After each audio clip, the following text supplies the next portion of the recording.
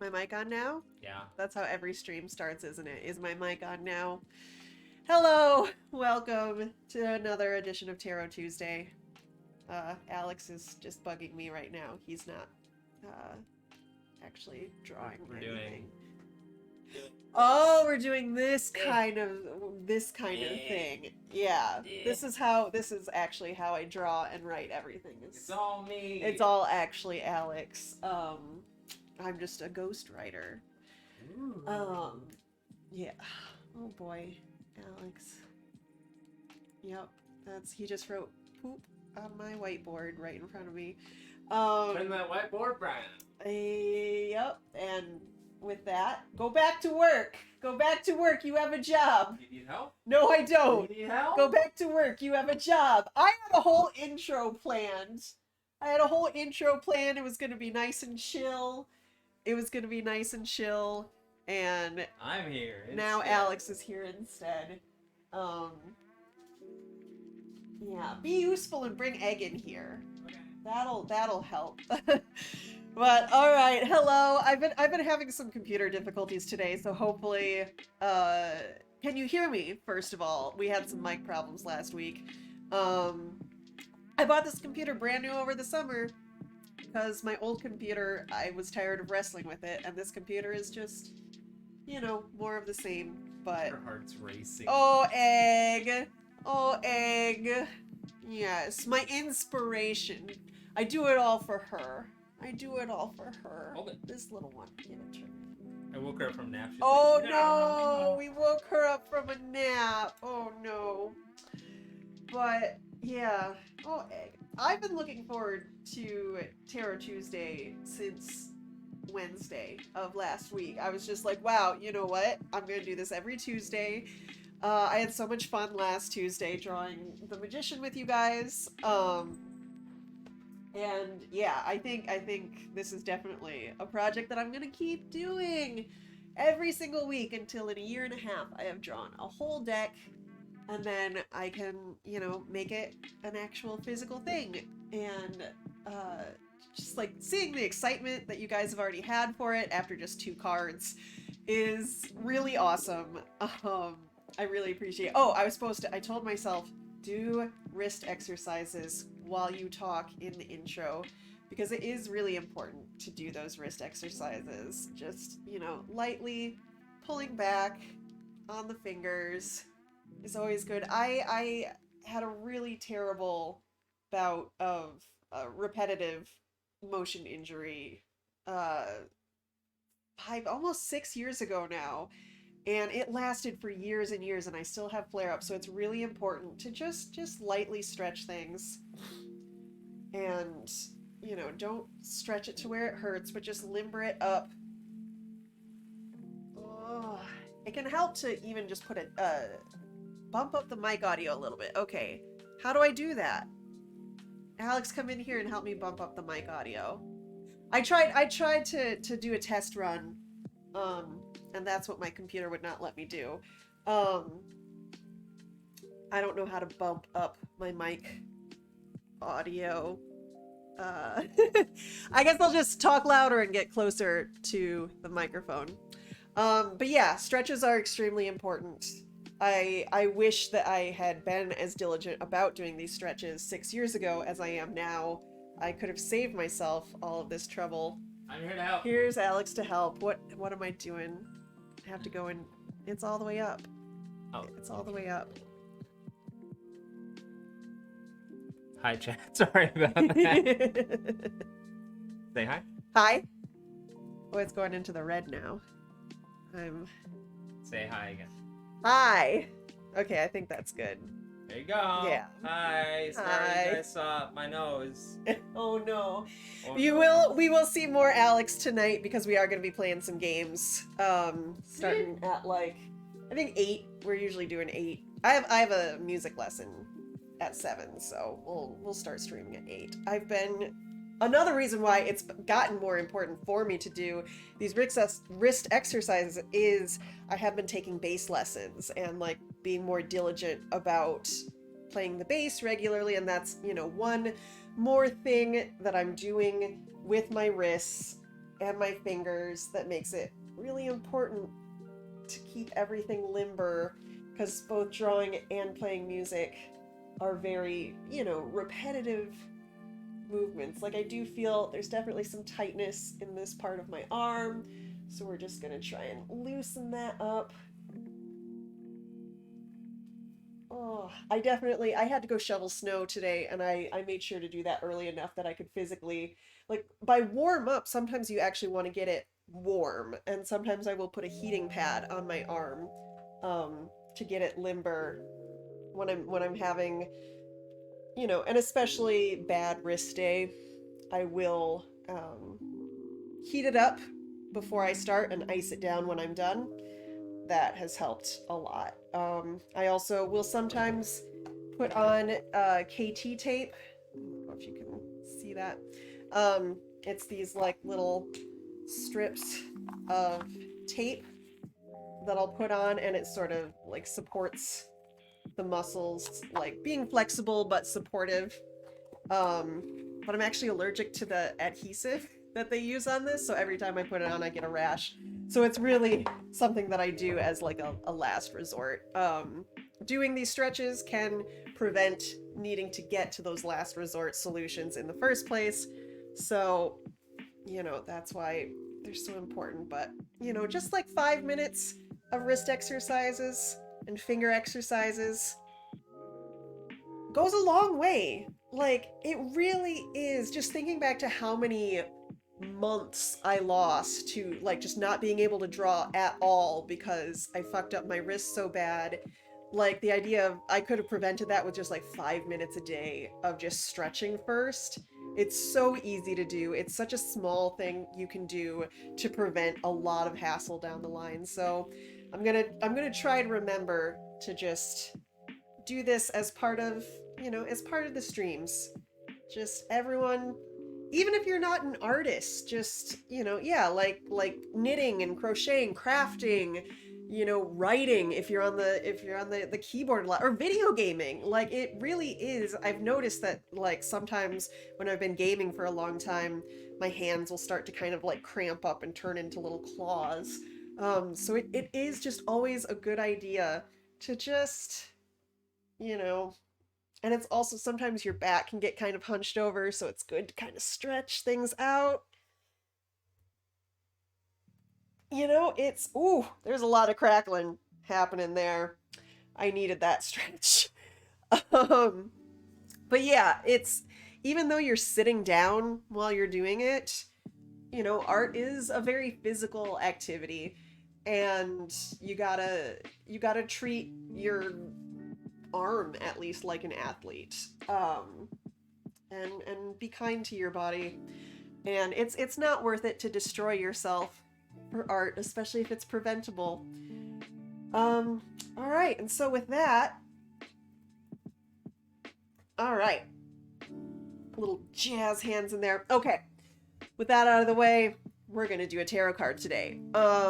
Today we are doing the High Priestess, and I've been looking up a bunch of stuff about the High Priestess and like reminding myself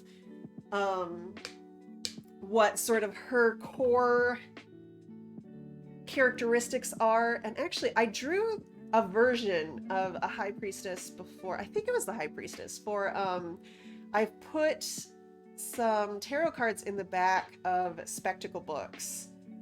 And I think I did.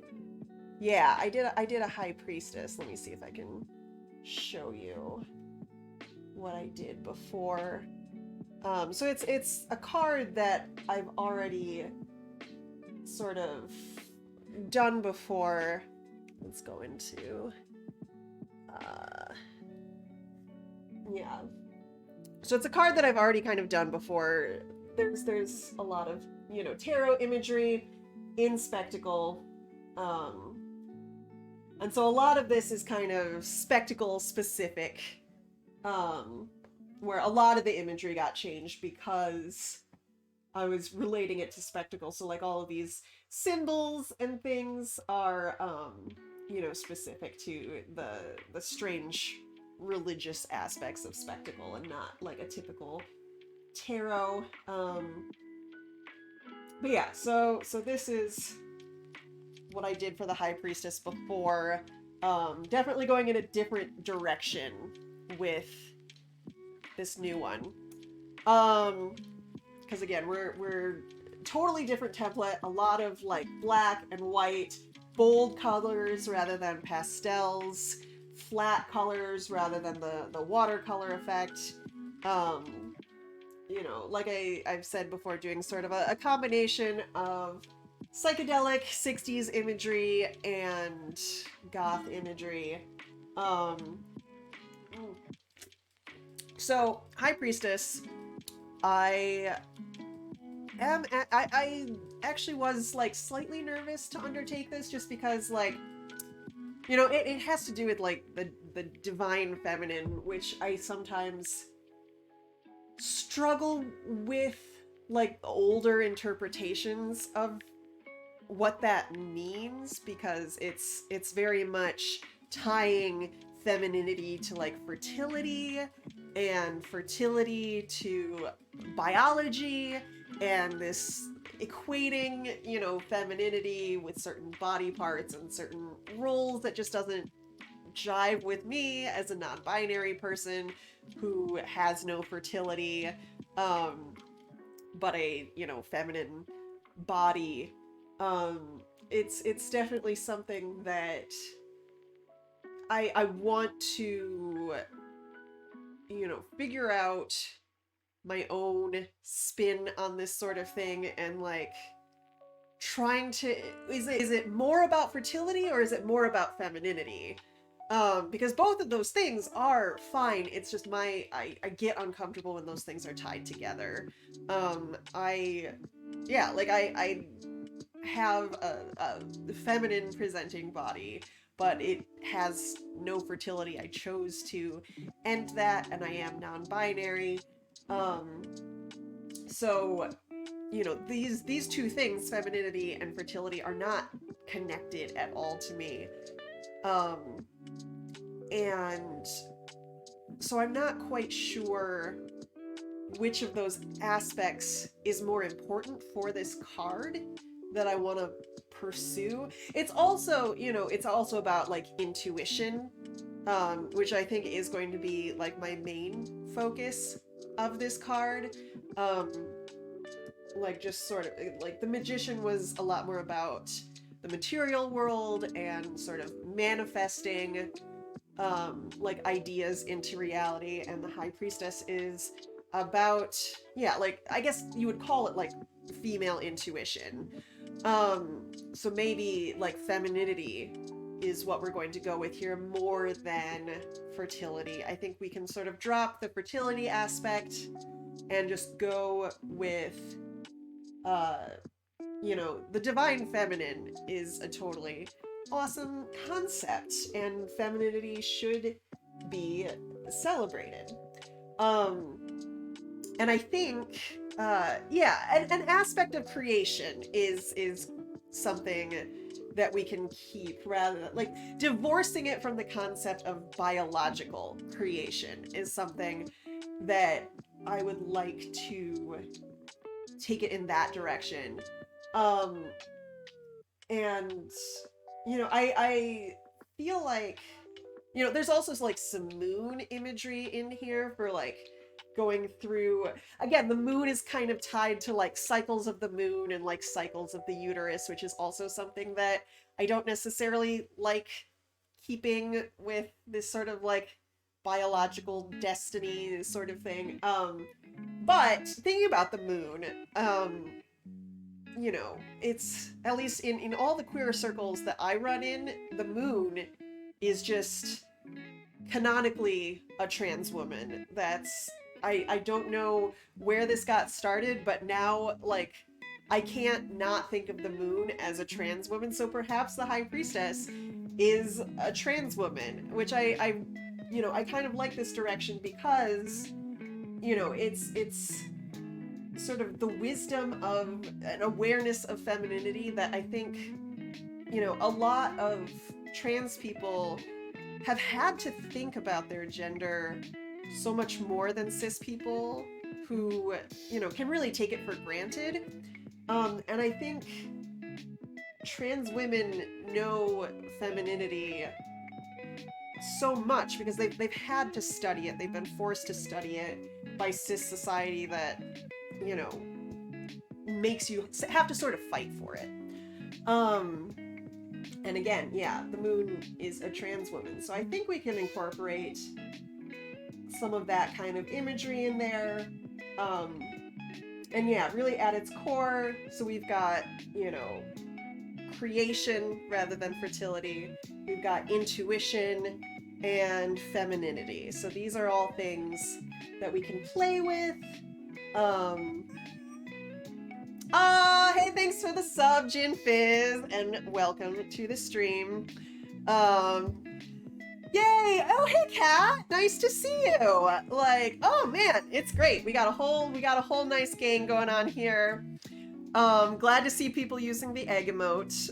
I had a lot of fun drawing that too. All right, so let's get started with drawing.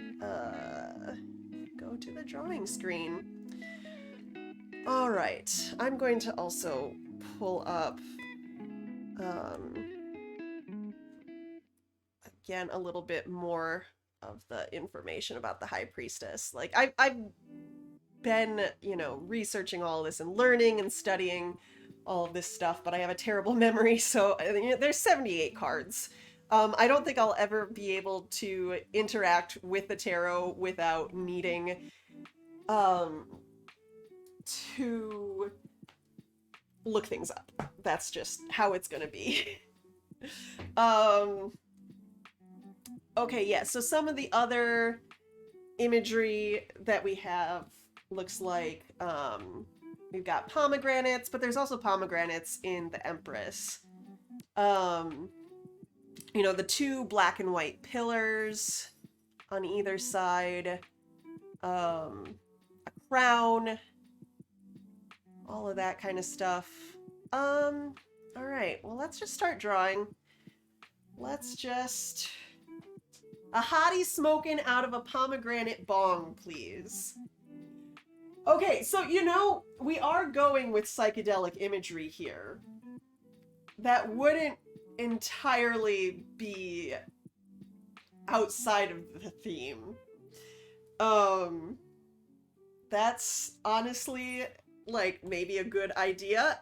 I know, you're joking, but, I mean, I'm not a big drugs person, so I probably will not actually go explicitly with a bong, but it's making me just think of some of that, like 60s, 70s imagery, the sort of psychedelic. Hold on, I'm very distracted by my cat trying to watch the snow. We got so much snow last night, and it's still snowing. Oh, alright. So let's see. We got a lot of different elements to put in here. And we don't have to put all of them in. And again, so there's also my own interpretation of what I think is sort of central to the Empress. Or, sorry, the High Priestess. We're doing Empress next. So I do kind of feel like, yeah, having... I want to sort of have knowledge sort of spilling forth from a mind, or like entering the mind. So I was thinking maybe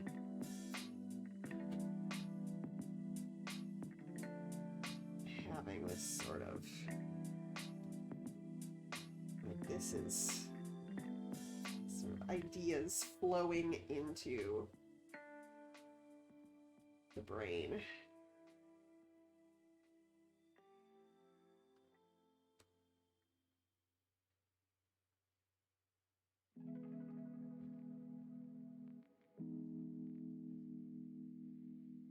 And she's supposed to be wearing a crown. Can definitely kind of show some crown behind that.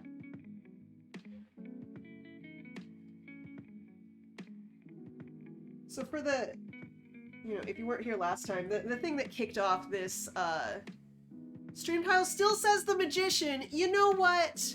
You know what? I tried so hard to get this. I feel like I might need to uninstall and reinstall the program that I use for this, because this has been happening every time.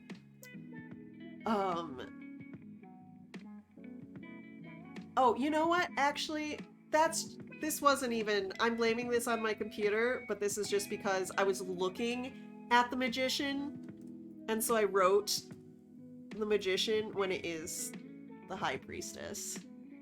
Oh, High Priestess, though. That really, I really kind of do want to have a bong in there now. Oh, no, because I love a good pun.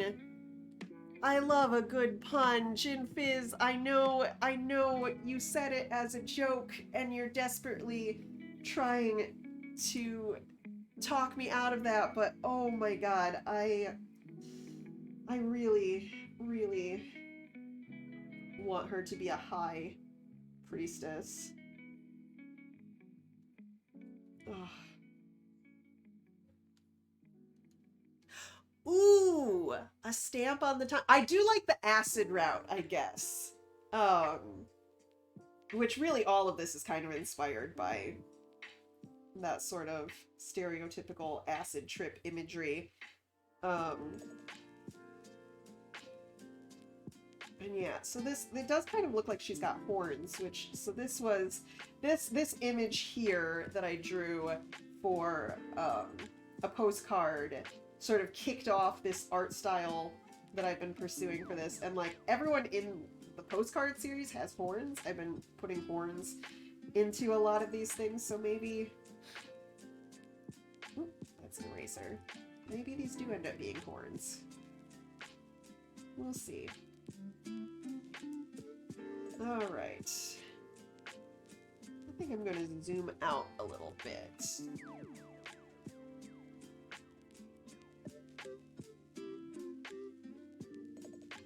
Yeah.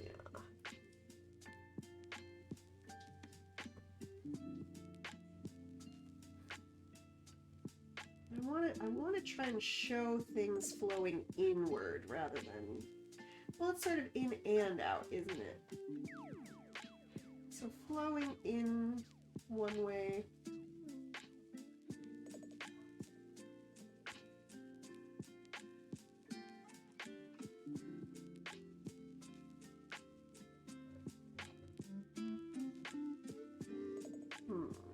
So we gotta get some sort of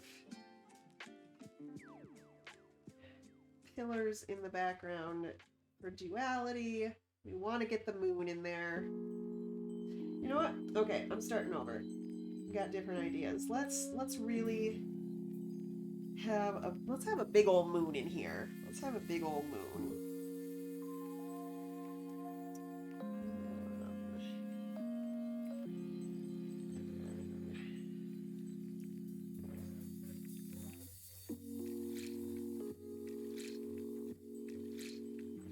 Big old moon.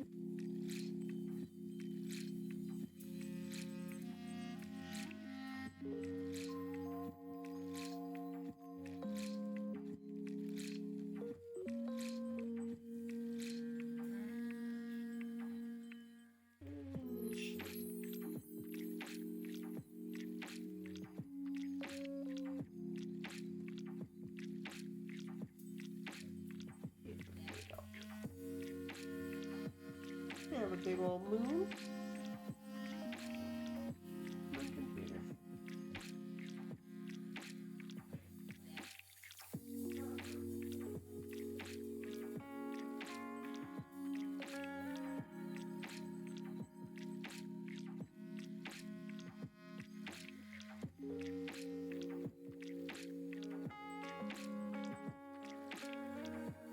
So I'm not entirely sure how I'm going to do like a black and white pillar, since you know, the background's all the way black. And I'm trying to make things more colorful, but there's other things that have a duality to them.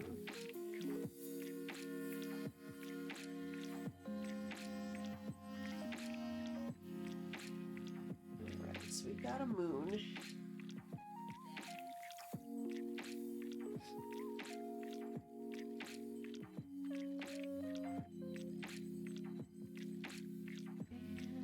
Yeah, it was turning out too symmetrical before. I don't want it to be. I like things to have a little bit more.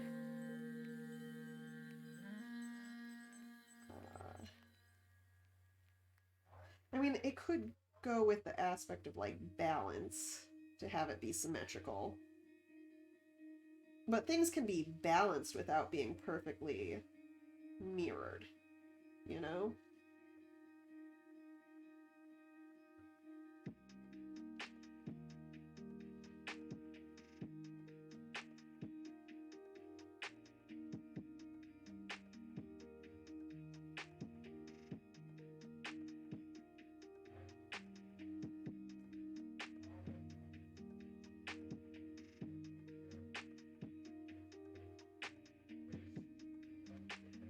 I love all the ideas that you're throwing out, because it's, you know, even if I don't directly go with an idea that someone throws out, it can often sort of inspire other ideas. Alright, I really want to... Let's see. I just wasn't liking that body.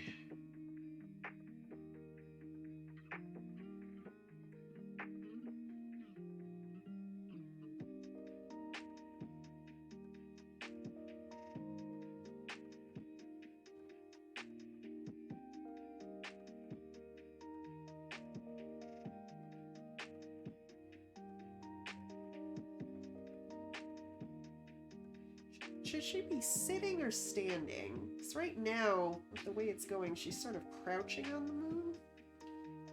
I mean, I guess that works. You can crouch on the moon.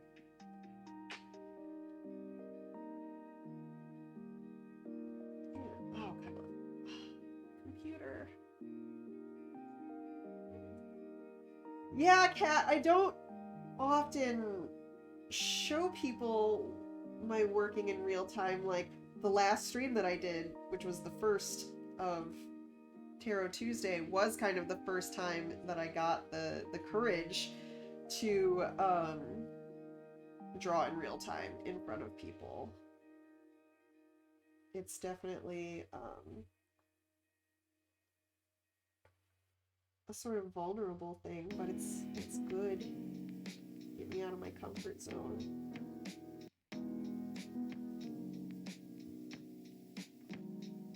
To make the sketch perfect, but I want to make it at least good enough to know that I'm on the right track.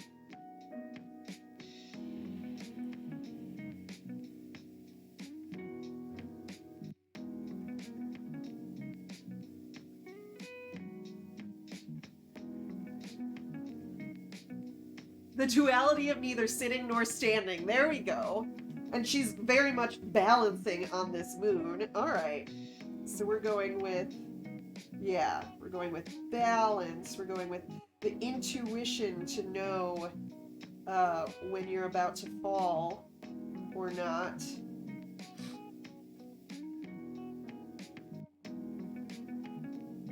Should I... Because I'm trying to think of... There's also a moon card. I'm worried if I make the moon too prominent in this, that it'll get confusing with the moon card. But, you know, a lot of these cards have overlapping imagery, so I'll just deal with that. Thank you for saying that I have a good grasp of layout. I do feel like that is like one of my main strength. It's something I'm very confident about. I did so much of my art is influenced by the fact that I worked in like newspapers when I was younger. And like doing layouts. And so that's always been some like the balance and composition and layout of an image, especially within a template, like putting images into a template, having like, okay, I am limited by this aspect, there's always going to be this border on here, there's going to be a number up here, and there's going to be words down here. Now how do I, fit all of that together? Let's make her a little bit smaller.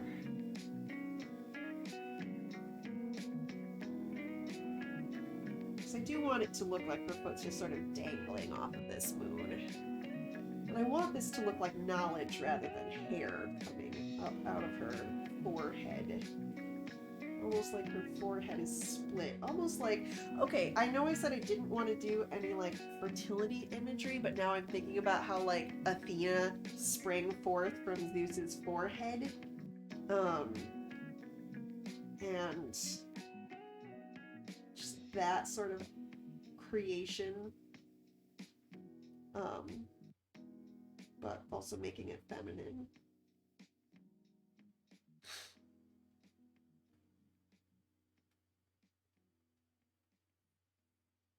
Oop. And yeah, having similar elements repeated throughout the deck will help connect the cards and give them a... Oh, why does this always happen when I'm streaming, where all of a sudden my pen loses all pressure sensitivity?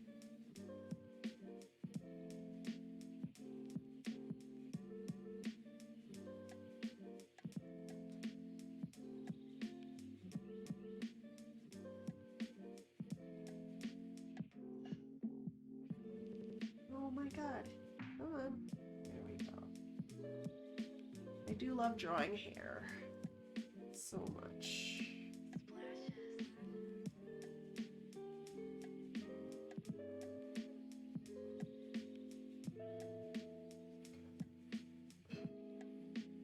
Where?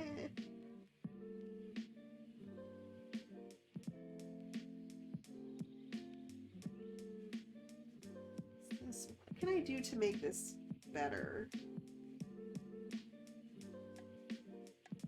Why does this keep happening? Yeah, I'll have the pen just suddenly lose pressure sensitivity in the middle of doing something. And I have no idea why. Maybe it's this brush just not... I'm gonna, I guess, switch to a different brush just for the sketching phase. Nope, those aren't really working either. Go back to... what was I doing? I use my sort of main brushes that I use. I use the Kyle brushes. And I really like... Where is it? There's so many. I have all of them, and then it's really hard to find the one that I'm specifically... It's like Ultimate something. Oh yeah, Ultimate.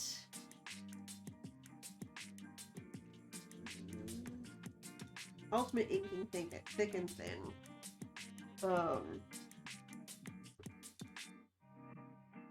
You know what? Real quick, I am going to close out Photoshop and reopen it, because sometimes that will fix the problem.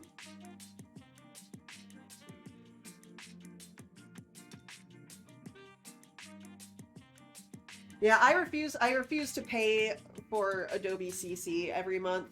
I'm just not gonna do it. They keep raising the prices, and I don't like feeling like I'm being held hostage like that.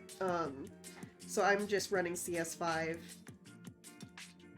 which I paid for, and I should get to be able to use forever. Alright, let's see if we're still having this problem. All right, things are looking a little better. All right, we're back on track. All right, so for the Fool, I had, definitely more modern clothes, had roller skates and short shorts and a pentagram bralette. And then for the Magician, I had more like old-timey robes. And so, a lot of these cards traditionally, they're, wearing robes, and I don't necessarily want to do that. Oh, I almost like the idea of her wearing like a 60s mini skirt.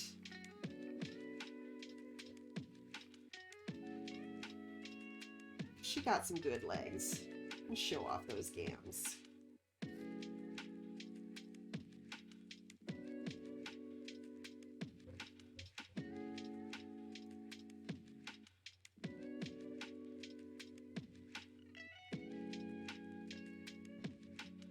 Alright.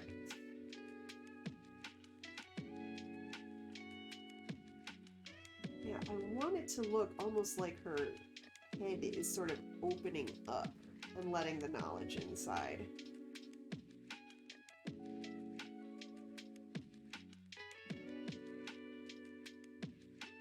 So maybe instead of a crown, her head just kind of opens up in a way that looks similar to how that crown looks.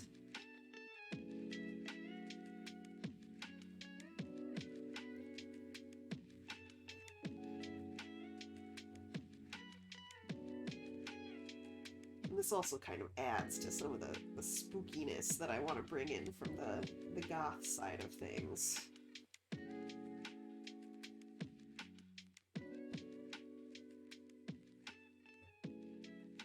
Yeah, and then we've got knowledge flowing into here.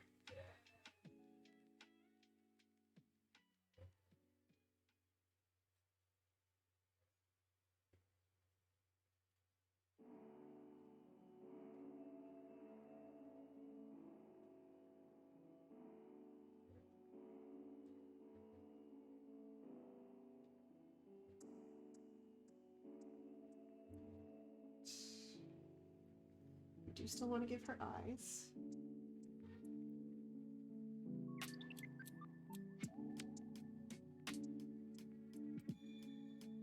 I still hate drawing pupils.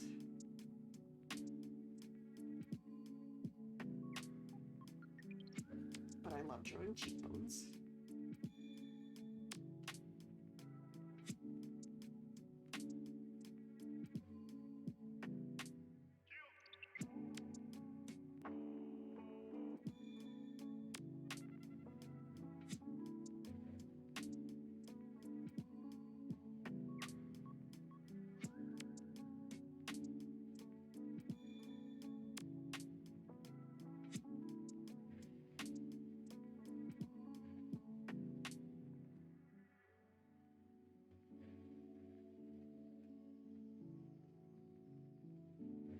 Ooh, I just thought, because, she's hanging on the moon, rather than having like two pillars behind her that would be, just sort of floating in space, perhaps I do two planets behind the moon. That one can be black and one can be white. And play around with that.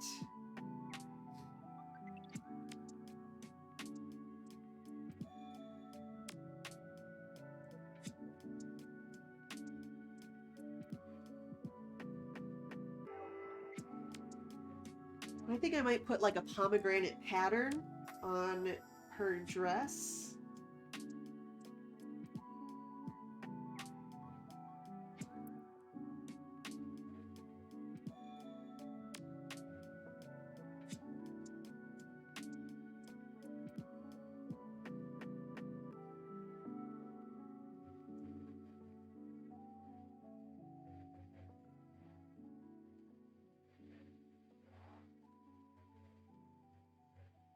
I should do a pomegranate pattern for Spoonflower. Like, I should, looking, like, in my head already, it's kind of funny when I'm like drawing on stream because my brain is moving so much faster than my hand is drawing it. So like I'm looking at this and almost like hallucinating what it's going to look like finished. Like right now I'm looking at this sketch, which is very basic, just like some light blue lines, but I can look at this and see an overlay of this like finished and in full color. And like the sort of what I'm seeing in my mind's eye of this pomegranate fabric, I want to make it in real life and like actually make this dress. I've been trying to make more spoonflower fabric too. In fact, maybe if I get this done in enough time, maybe I will spend the rest of the stream drawing some fabric. Because I drew a really cool poppy, like psychedelic poppy design that will be available soon. And I think a pomegranate could work really cool too. So another thing that the traditional card has is, you know, her holding a Torah scroll, which is like, you can kind of see it, but it's also kind of hidden, which I see as sort of like playing your cards close to the chest. So maybe rather than holding a Torah, maybe she actually will be holding some tarot cards. You know, I heard you like tarot cards, so I put some tarot cards in your tarot cards so you can tarot while you tarot. But yeah, I do kind of like the thought of maybe her holding some cards.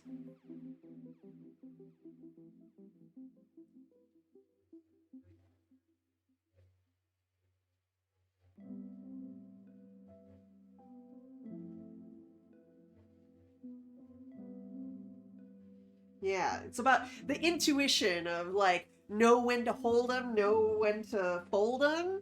Like, yeah, that's what this is going to be about.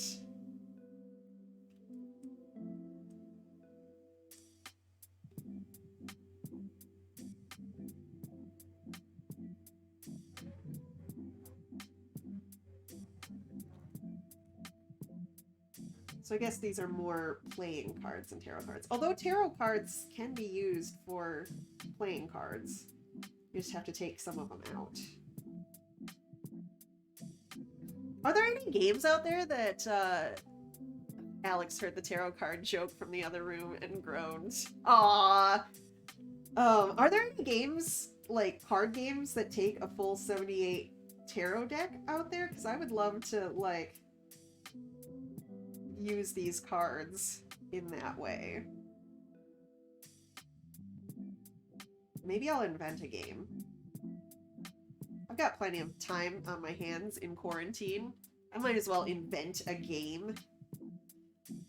I mean, how did cribbage get started? Probably just a bunch of bored people stuck indoors. Probably in, like, well, ice fishing or something. Oh no, that's probably euchre.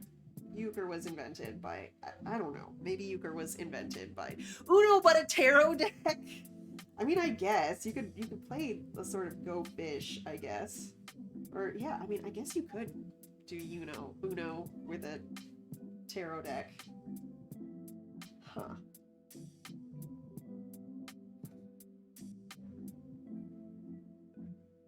Alright, we want to get that very fun, long hair.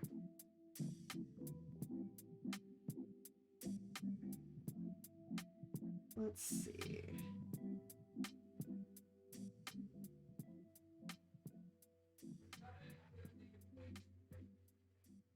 Oh man, I'm loving this. Yeah, I think, what would be the draw 4 of tarot? The Tower card. Just totally destroy your chances at winning by having to draw a bunch of cards. I should probably have her wearing boots rather than being barefoot.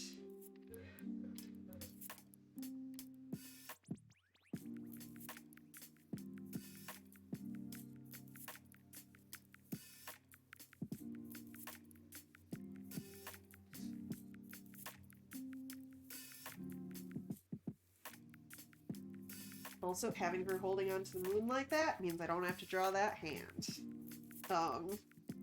Yeah, I'm not actually all that bad at drawing hands, but, you know, why draw them if you don't have to? So let's see. We've got pomegranates. We've got a moon. We've got a sort of crown. We've got, you know, knowledge. We've got holding some sort of wisdom close to the chest. We've got femininity. We've got, let's see, do we want to, how can we put creation more explicitly in here?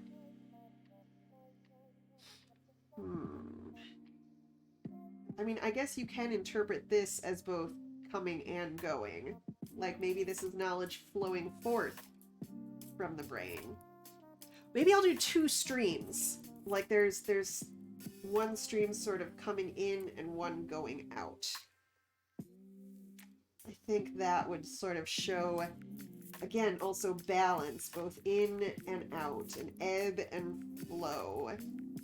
And this is, you know, I'm really liking this. As a creator, you can't just create all the time. You have to do things that replenish your energy for creation. Which is why, like, I try to do other things, like playing music, and, you know, I've been doing stained glass, which, again, it's a creative thing, but it's different than just illustrating and drawing comics.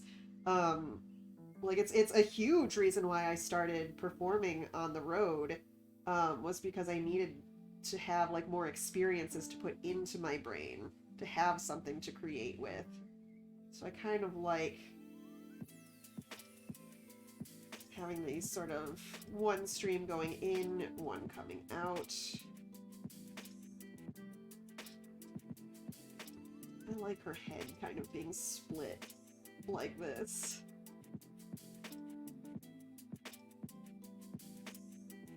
Dang.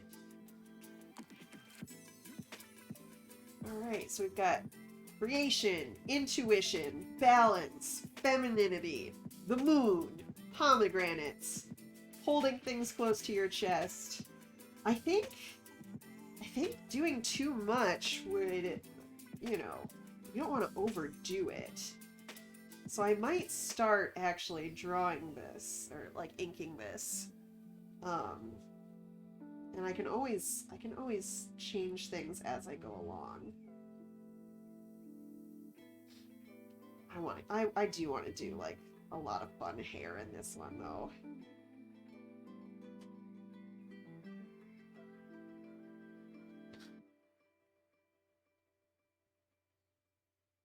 Just because I love drawing hair. I have an idea. What's your idea? Cinnamon Toast Crunch, but it's the size of toast. Isn't that just cinnamon toast? That's a thing? Wait, I need to know right now. Do you not know that cinnamon toast is a thing?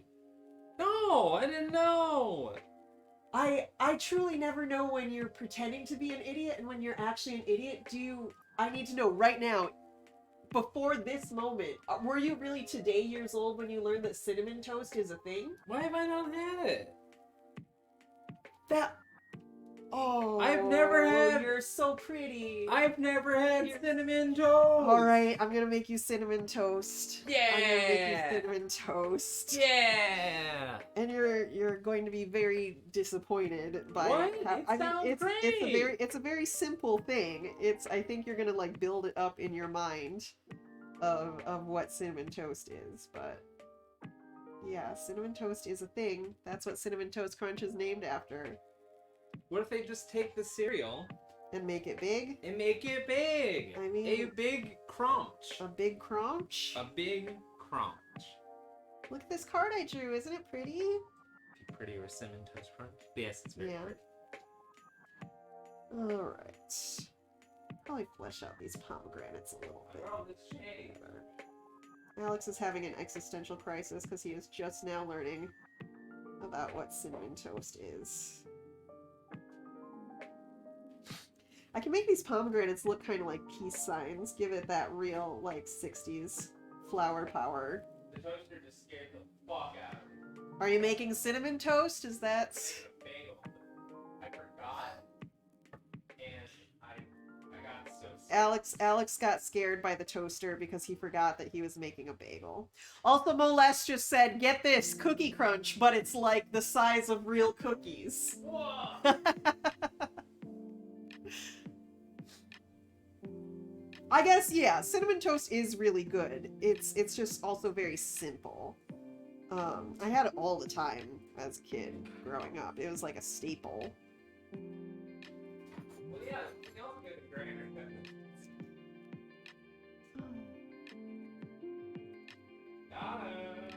Yeah, sometimes Alex pretends not to know what something is, and sometimes he really doesn't know what something is.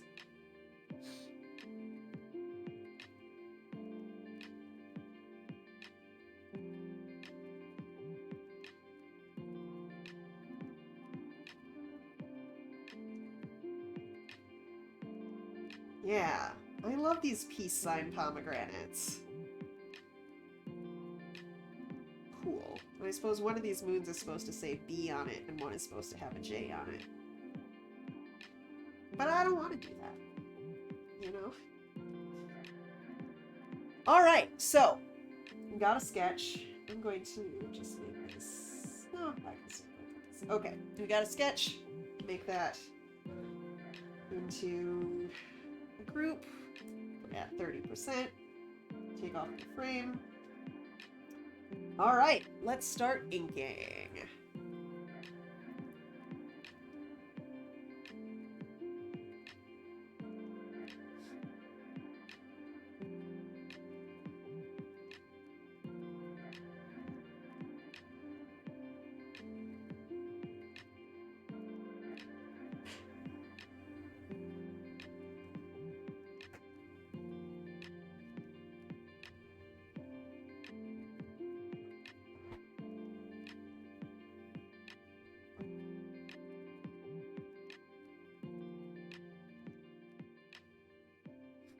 Wow, this is so different from how I was first thinking it would go, and I love that.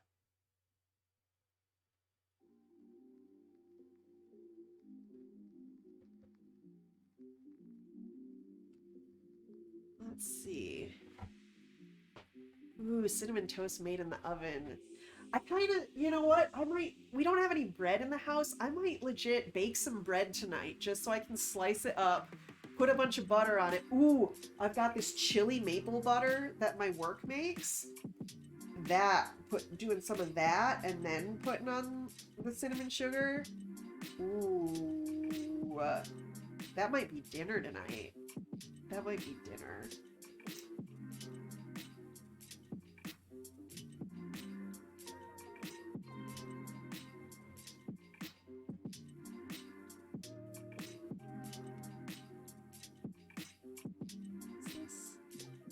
Might go a little bit smaller.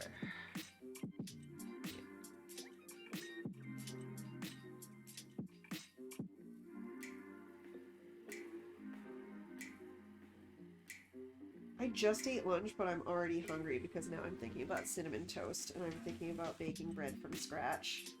Which this is a perfect day to bake bread from scratch. We got 8 inches of snow last night.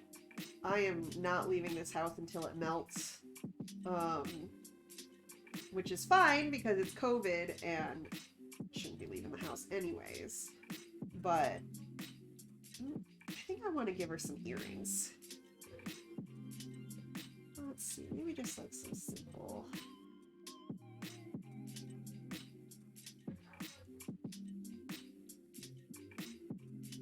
Nah, I don't like them.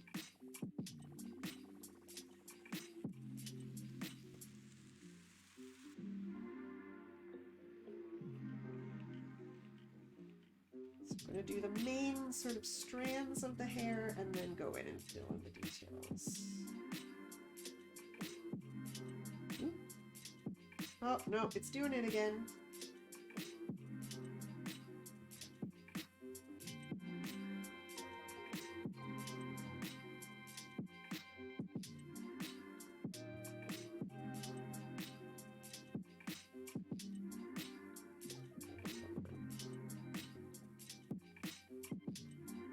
Oh, come on.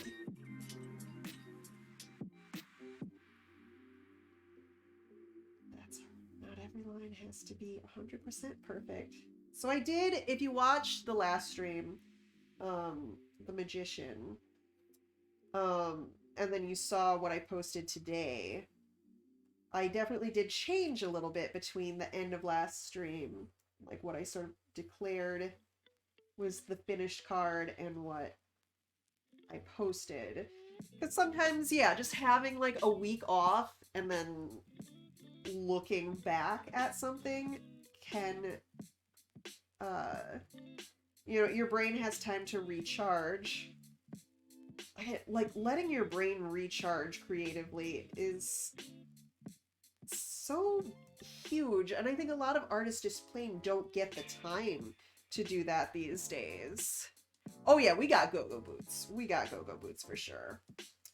But yeah, letting your brain recharge is so important for art that it's hard when it's your job to find the time or to allow yourself the time to recharge. Like when you're a freelancer, it does sometimes feel like every moment you don't spend creating, you're essentially losing money. I used to have that kind of mindset of just like, I need to be working always, like attaching dollar signs to every minute of the day of just like, oh, I could fit more art during this time. And I was drawing like 14 hours a day, and that's how I fucked up my wrist and then couldn't draw at all for 6 months. And with all of that time off, recharging, I had this huge burst of creativity, and I realized how important that time off was, just as important to the creation process as the time actually spent in the chair putting, the pen down.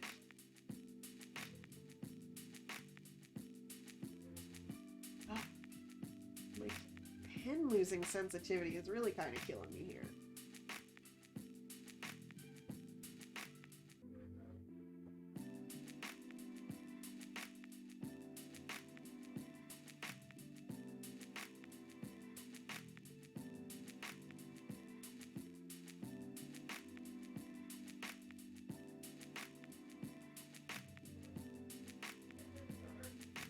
It's interesting how one creative thing will influence another, because like I said, I've been doing stained glass, and now I look at this little piece, and I just think about if I were to be rendering this out of stained glass, I'm just like, this tiny little piece would be hell to cut, and it makes me want to just color it in completely.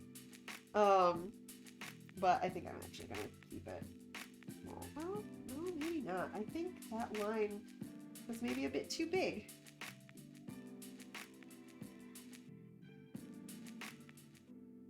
I want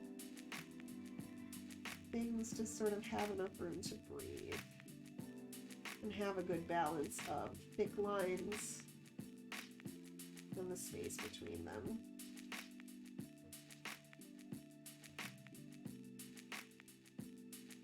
All right.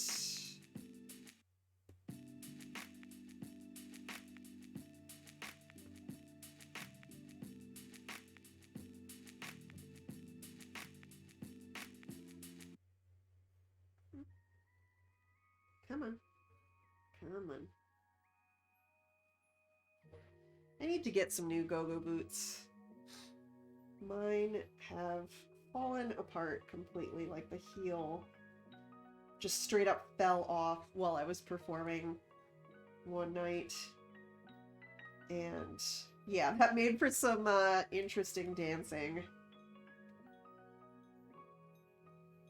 I was just having a lot of wardrobe malfunctions that night.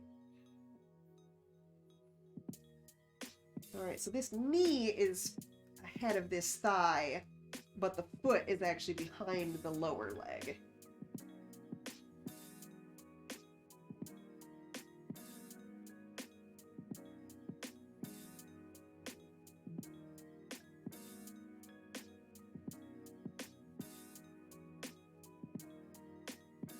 You know what? Let's make them platforms.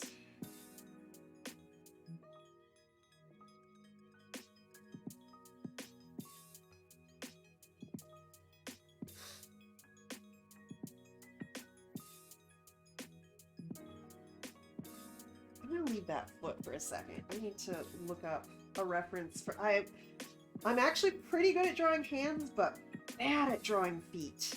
I am not the best at drawing feet. So I forgot I have to have a card in front of this hair, so.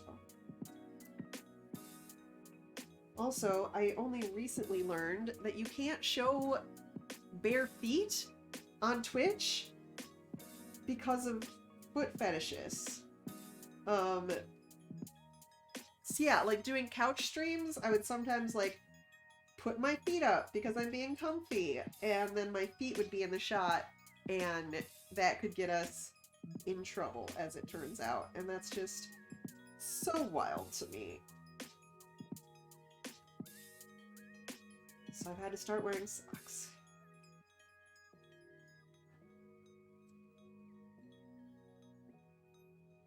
Oh god. There we go.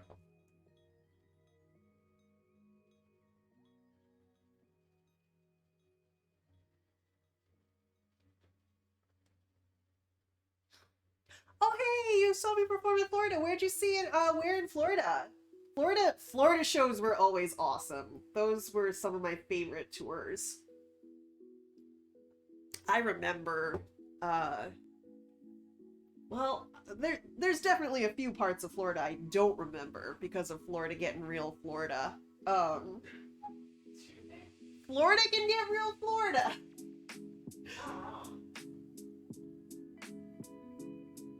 I miss being able to go to Florida every winter. It's what we used to do. Escape the cold.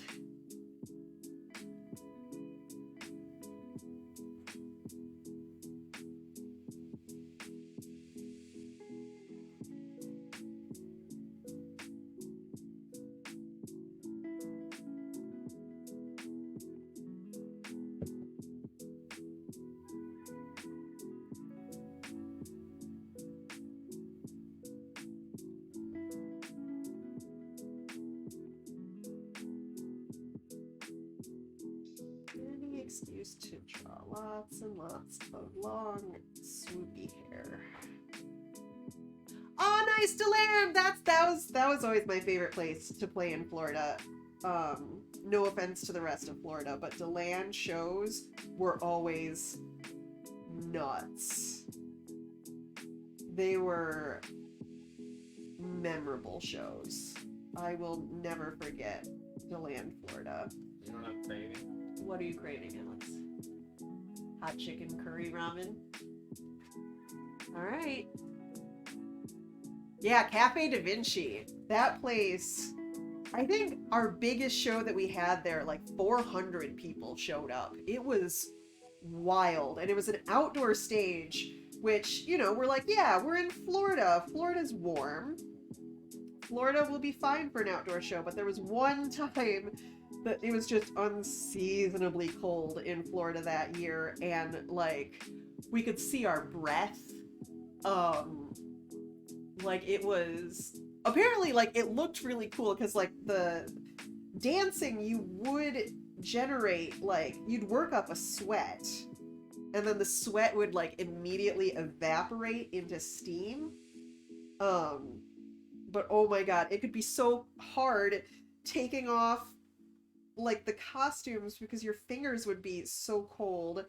But at least like us dancers, you know, we'd go on stage, we'd dance around, move around a whole bunch, like we were taking off our clothes, but we were also like moving around a lot, and do that for 5 minutes and then go backstage where there was like a heater. But the band guys had to just be out there standing there for hours. I think we played a really fast show that night because it was like 40 degrees, and but we loved DeLand, Florida so much that we decided to go through with it anyways.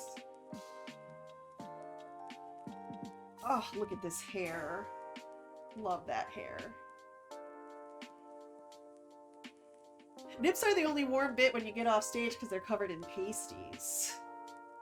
like, sometimes I would have pasties fall off because my nips would get so warm and sweaty. I think this shoulder is a little wonky, actually. Oh, yeah, I actually had the line going in that direction. So let's just fix that real quick. I knew something was up with this shoulder.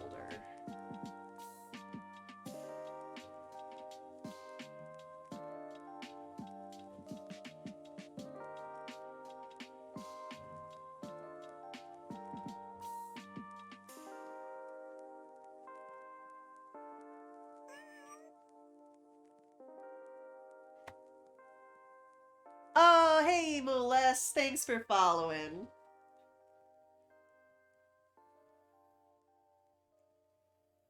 Every time I hear the meow of getting a new follower, I do think that it is one of my actual cats come in to harass me. At this point, the only way I can describe how Egg treats me is harassment. Like, she just runs up to me, screams at me. But I love it. Oh, also you were the one that gave me the scarf. That scarf legit kept me from dying. Going, because the return home was such a horrible blizzard and our heater was broken that, like, some of our members got frostbite on the ride home. But I wore that scarf just nonstop the whole way home, and that kept me safe. So thank you. I still have it somewhere. I think it's actually in with my burlesque stuff. Because I would always wear it on tour. It was neat to get, like, a nice little collection of stuff from fans. And I had, like, I would decorate my bunk.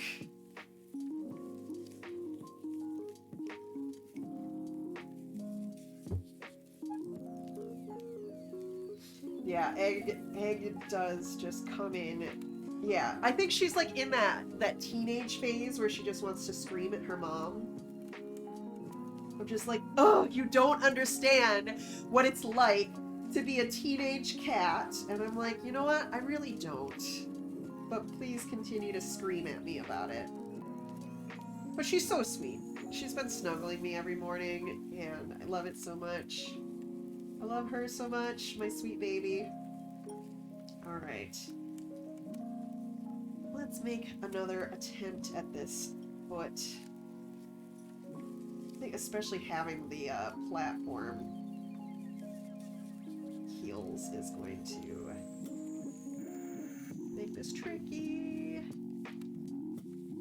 I love when cats, like, really make their needs and demands known.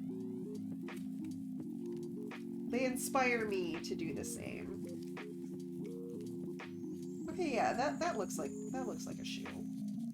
And it'll look even more shoe-like when it's colored in. Alright.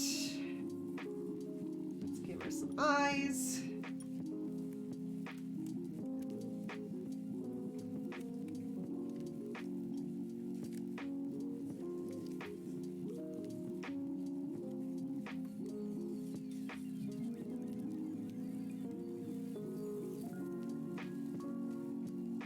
I love drawing just, like, devastating eyebrows.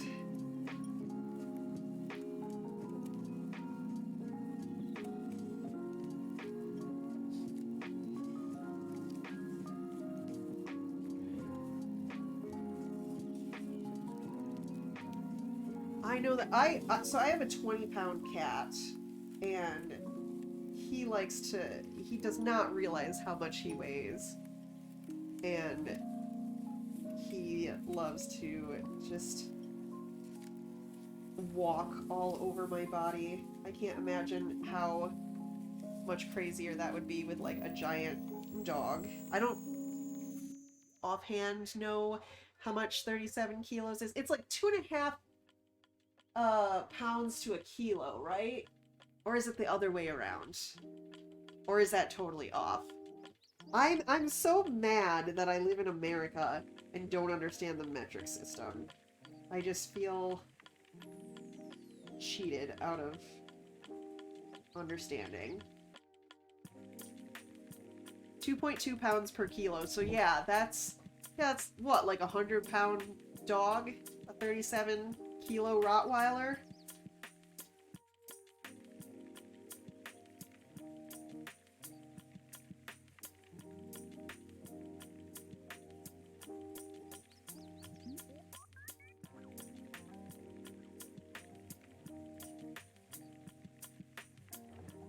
All right. Oh, 80 pounds of dog, yeah. I mean, Egg can't retract her claws either. She's always getting stuck in things. Like, every single day. I catch her crying because she's stuck again. The silly little thing. Alright.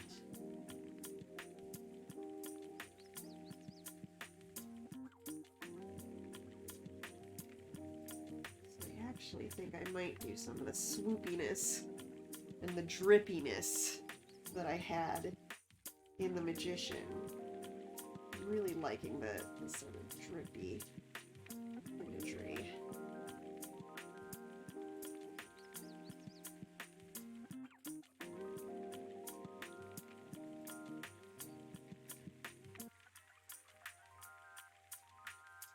Yeah, Egg is not the smartest creature on this earth.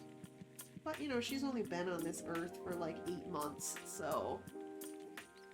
no, she's just dumb. She's just not... She does not... I've noticed this with a lot of cats, too, that just sometimes they forget how to retract their claws. And it's just a cat thing.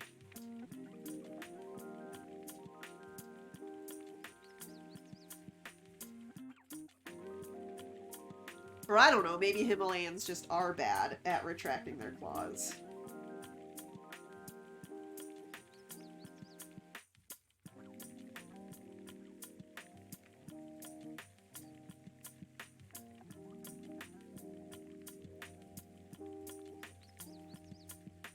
Scrambles just sneezed. Chat, say bless you.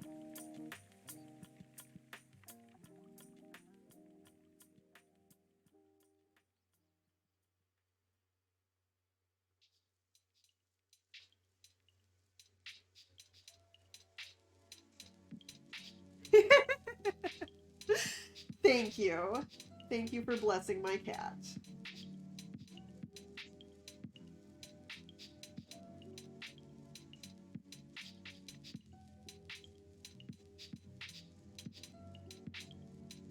Bless you, Scrambles the Death Dealer.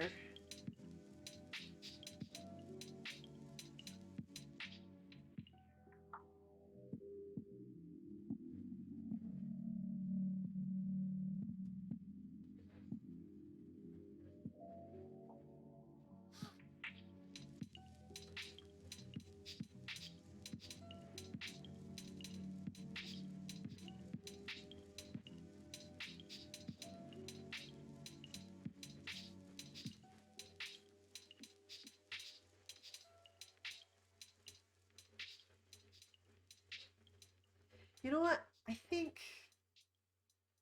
I think I'm gonna redo these streams of consciousness. So I want to figure out a way to make it look like one is going in and one is going out. Aw, thanks for the gift sub, Gin Fizz.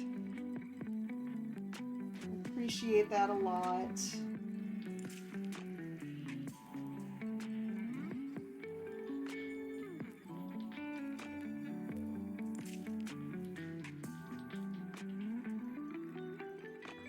So maybe we can use the drips to sort of establish direction.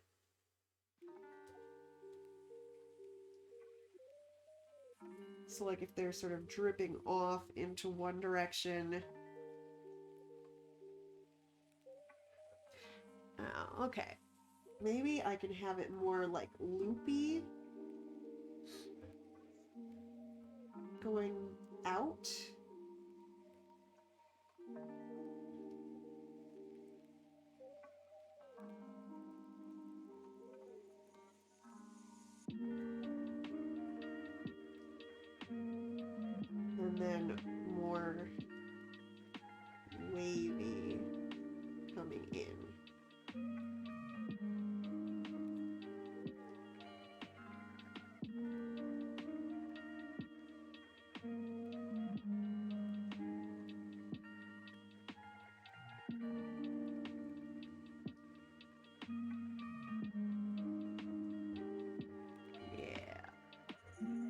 Am I drawing a brain cum shot, though? I mean, what are ideas if not brain cum shots, you know? Can I say cum shot on Twitch? Oh, Alex says yes, so that's good.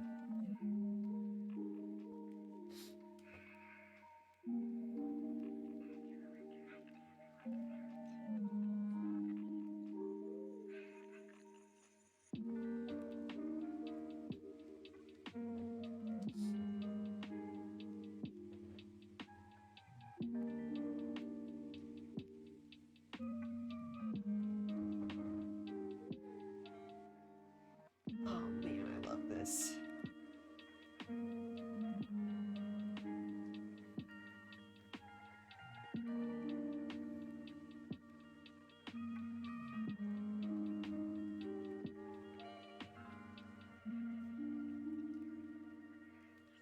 Yeah, I guess if they want to ban me for saying the word cum shot on stream, then I will face God and walk backwards into hell, as they say.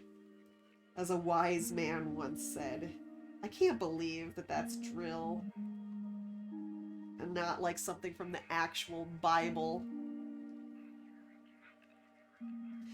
You know what? I feel like some artists are like too modest and will never say that they love their own work, but you gotta love your own work. These are my children. These are my babies. I mean, in addition to the cats, but like these are things that I am creating with my body, and I want to love what I make. Otherwise, like, what's the point? And I think if you're too modest, like if you never say that you love your own work, then what's that say to the people that do love it and follow it? And, you know, it's essentially saying that they don't have good taste. Which, unless you're Moles, who runs the Bad Taste show, you don't want to tell people that they have bad taste. So loving your own work, and you can do it in a way that isn't like bragging or being immodest. But you gotta take a minute to appreciate your creations.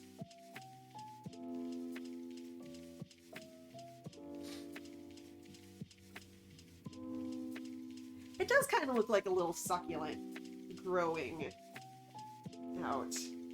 I guess, yeah, maybe I'll do this green so it's almost like something plant-like growing out of the mind, and maybe make this stream in blue like water, like watering thoughts.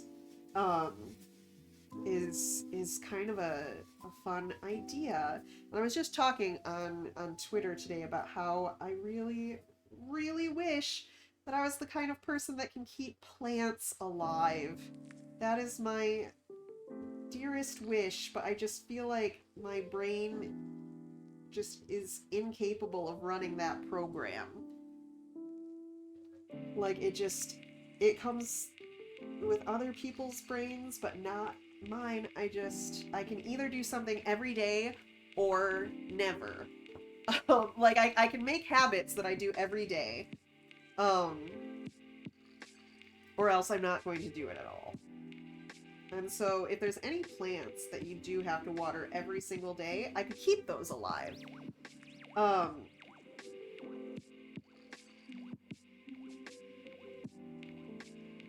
But most plants need to be watered on like different schedules, and I can't keep up with them. And I know there's like apps for reminding you, but I feel like I would forget to check the app.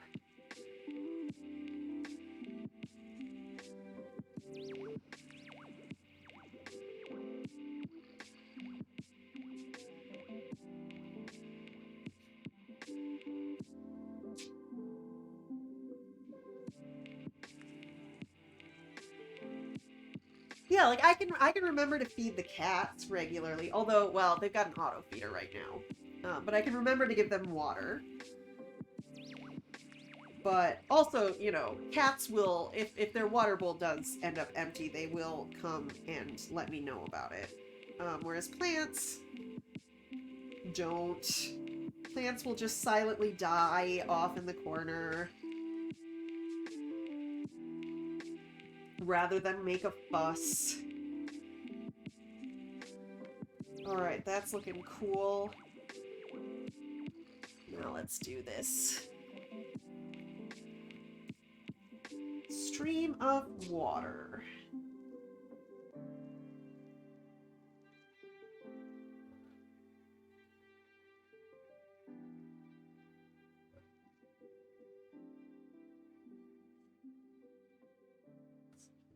This. Okay. Gotta make sure that it fits within the frame. Don't want too much of it to get cut off. Or don't want to put anything important in the part that's going to get cut off. Alright, let's make this a little bit thinner. Do some of the...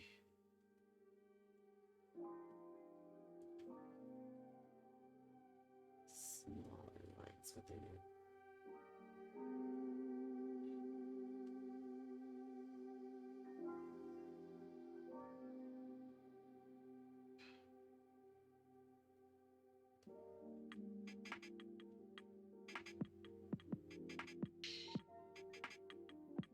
Well, that's...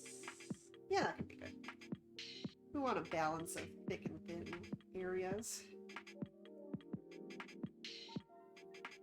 Grass screams to tell other grass it's being cut. But yeah, like, what are the other blades of grass going to do about it?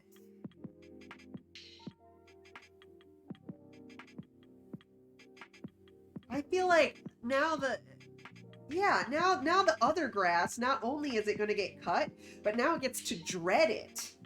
Now it gets to have all of that anxious dread leading up to it.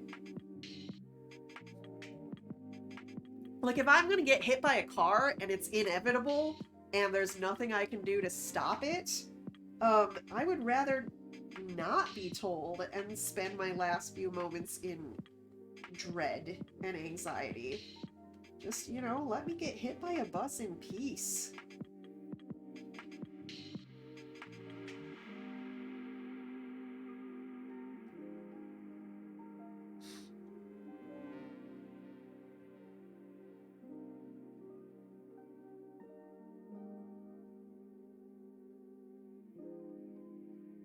All right, we've got our streams of consciousness. This looks very different from the wider weight imagery here, and I love it. All right, now I got to do the moon. I'm not looking forward to trying to draw these curves. Let me get hit by a bus in pieces on my 2021 vision board. Yep. So I want... oh, right. I remember what I did last time. So I want these curves to look organic while also being somewhat correct. So what I'm going to do is I'm going to take this. I'm going to set fill to 0%. I'm going to apply a stroke to it.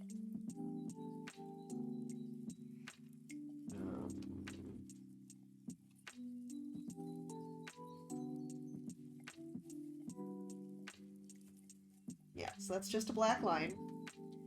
And then I'm going to trace over it just to give it some variation in thickness and give it some, yeah, visual interest.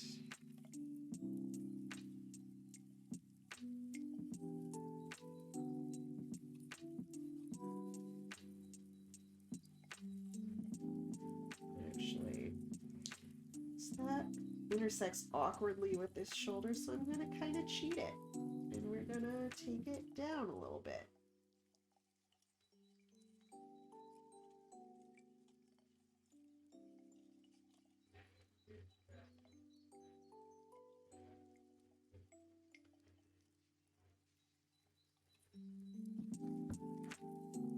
Although, I did just realize that the background's going to be black, so you won't even really see this outline unless it intersects over something. So really, I'm off the hook for making this moon... well, I guess the inner border of it, but...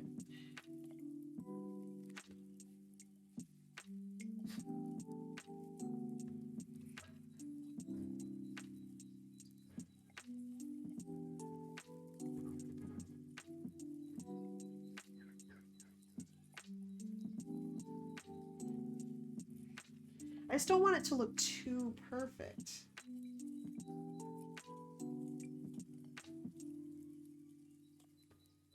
I want it to be slightly wiggly.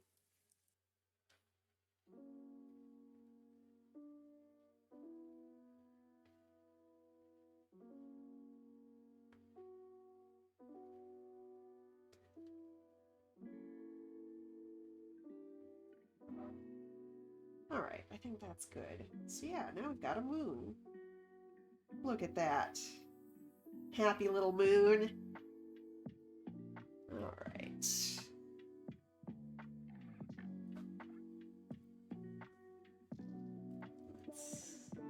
We want thicker lines on top of the thinner lines to sort of push into the background.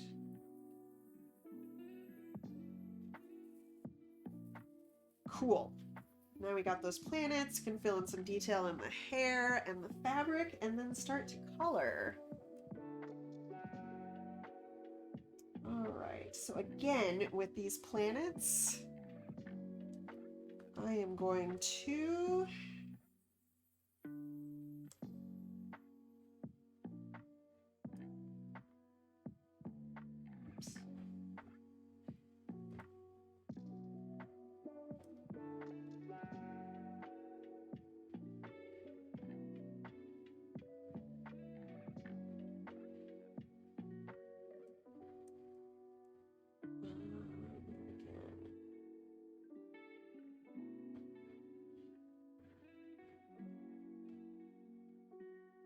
I just want black.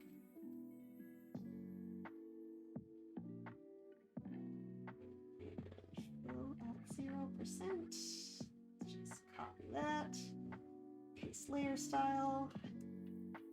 Merge those. Erase what we don't need.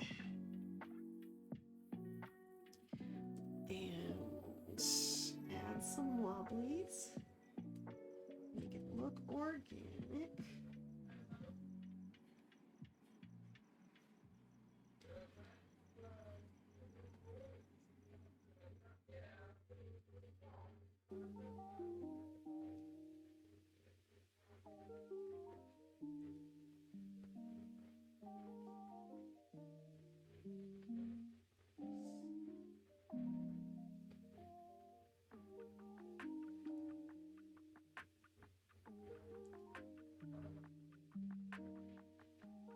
All right, now we get to do pomegranate peace signs. I am going to pull up a picture of a real pomegranate just so I can, you know, I'm it's one of those things where you're like, yeah, I know what this thing looks like, and then you draw it from memory and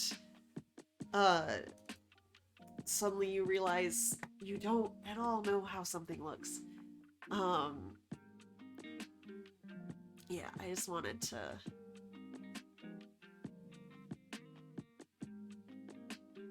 okay. That's a pomegranate. Cool. Now I can make my own variation. What's your pomegranate rant, Gin Fizz? I forget. I'm always happy to hear your rants. Let's see. So we're gonna make a sort of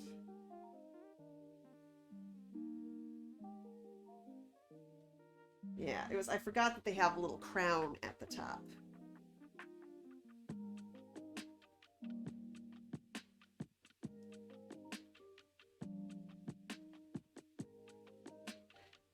Oh yeah, pomegranate tattoos often do show pomegranates as being so much smaller than they really are. And yeah, I do have a pomegranate tattoo.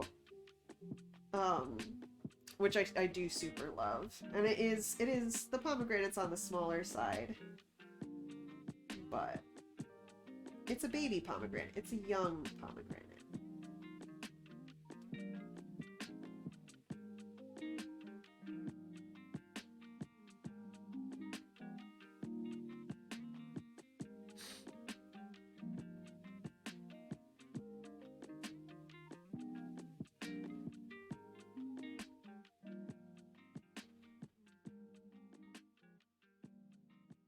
Oh, because grocery stores in the Northwest just have ugly pomegranates, and so that's what people think pomegranates look like. I get that.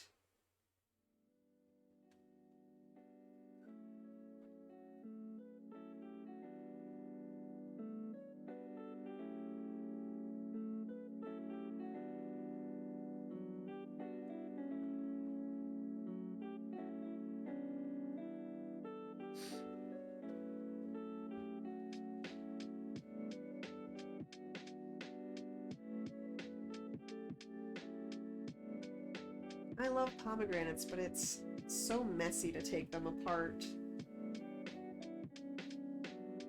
that I often don't want to go through the hassle.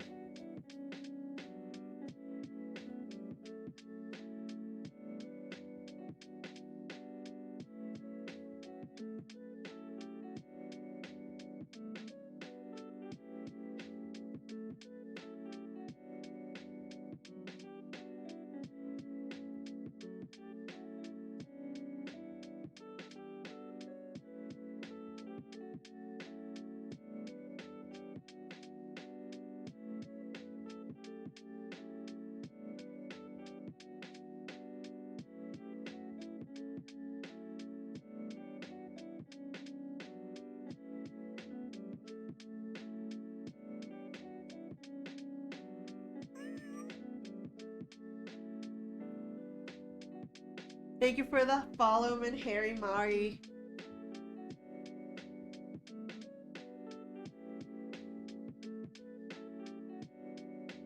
I love seeing this community growing.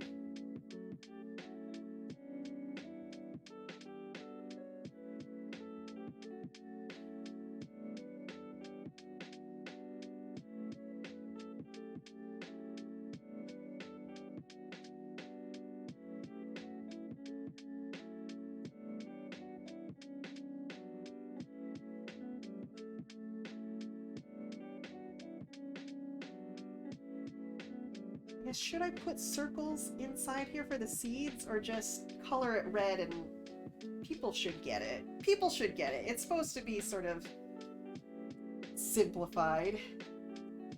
Oh, heck, is that? Oh, right. I was going to add more detail to the hair. Get a small brush.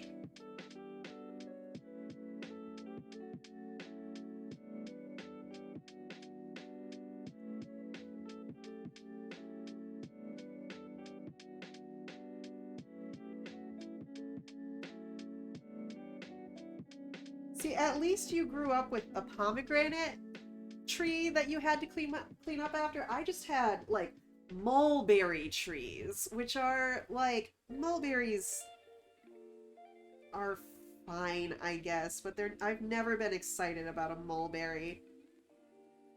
And they also stain, and birds eat them, and then shit purple all over your car.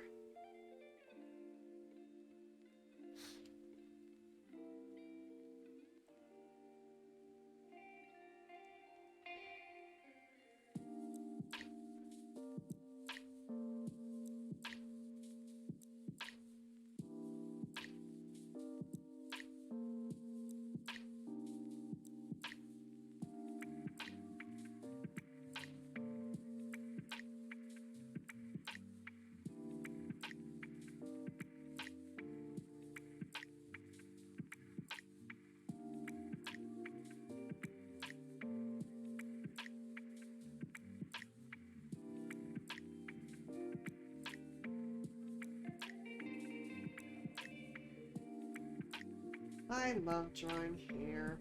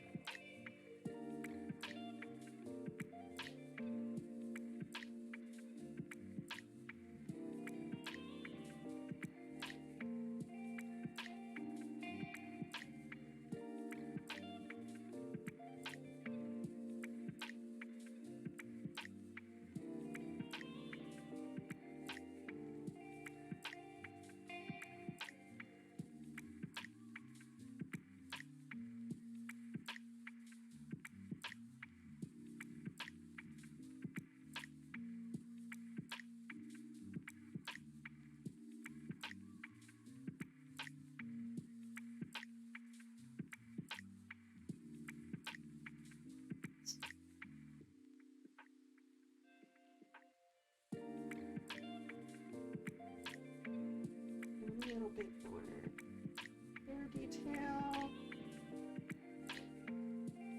All right, I think that's the inks. Cool. Loving that. All right. One layer.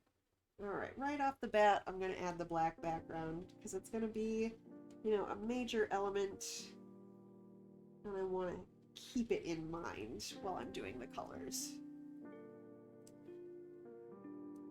I do got to figure out how I'm going to do these two planets.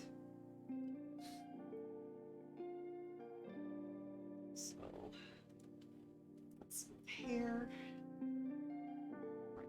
Okay. So yeah, how am I doing these two planets where one's supposed to be black and one's supposed to be white? Ha ha ha. Well, I don't have to think about it yet. I can do other things. First of all, let's make this dress. Priestess usually wears blue, so we can make it namely blue. Let's go with a bright blue. And then outside of the pomegranate,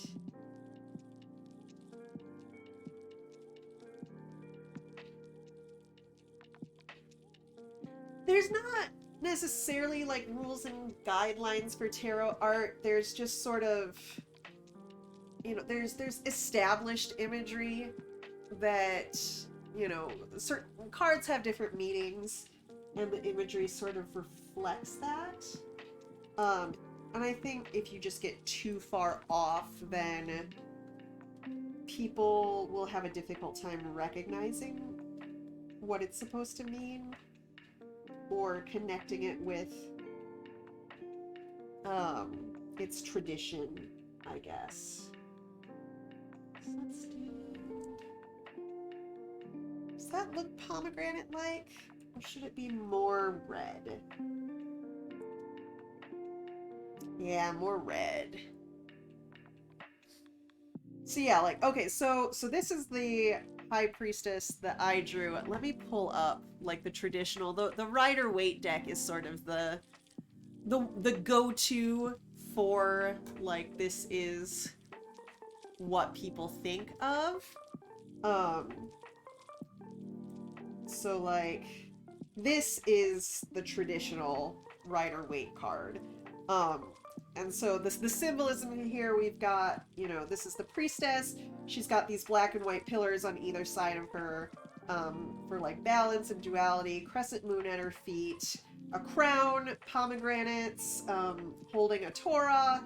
Like, so it's supposed to represent, like, femininity, intuition, creativity, you know, fertility, but I talked about this at the start of the stream where I don't like the tying of fertility and femininity.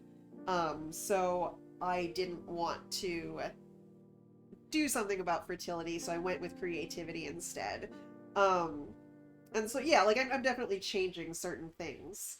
But yeah, so we're taking the blue of the robe, and putting it in the background blue of her dress, just as a little nod more than like it's a rule that she has to be wearing blue.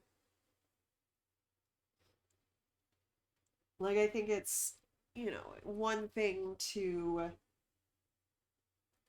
tie a new version to what came before it, but there's also nothing hard and fast about what you have to do. Oh, I forgot to put some swirlies in that bit of the hair. Can't have that. Must be swirly. All right. So then let's make these go-go boots this same red color. Ooh! I like that. We'll figure out the hair and the skin after doing these bits, because so we talked about wanting to do blues for water up here.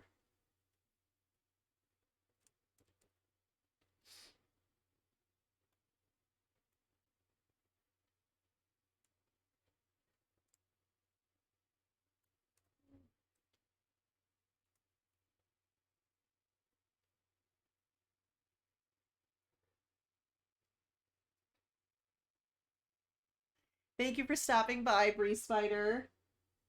I'll let you know how the cinnamon toast crunch go. Well, the cinnamon toast goes. But yeah, I hope everyone's having like a chill day. I'm really trying to, you know, give everyone a little relaxing oasis amidst the chaos of the world. All right, so we got water flowing in. And then we're going to have plants growing out. So I think first off, I'm just going to color the whole thing green. Just one green, and then I'm going to add variation into it. I'm going to establish a sort of main green. And yeah. Cool. I think actually maybe... I think I like this. Yeah, I like that green better. We can add these other greens in. There's a lot of greens. There's a lot of good greens out there.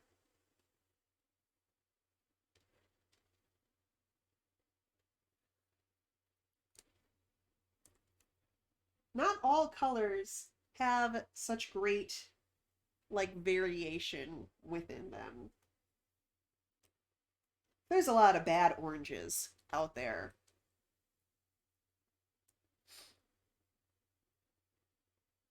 I'm not a fan of yellow, to be honest.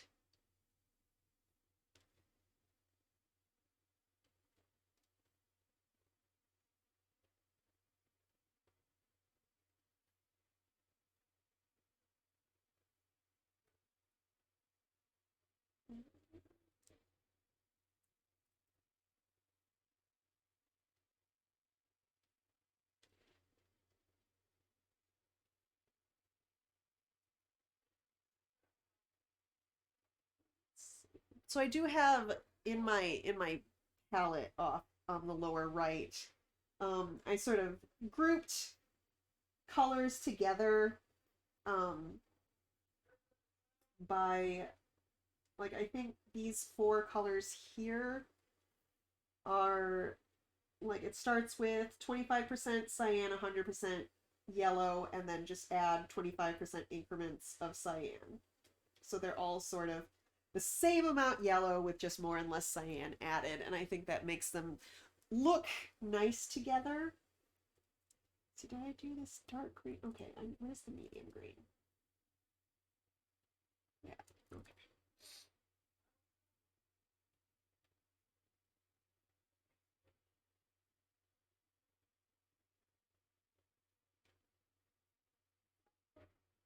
Oh, I've got this little spring green in here too.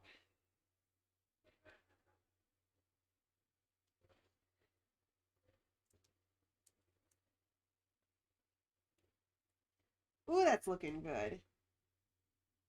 Nice. Oh, that looks great. All right. Should we make the moon yellow?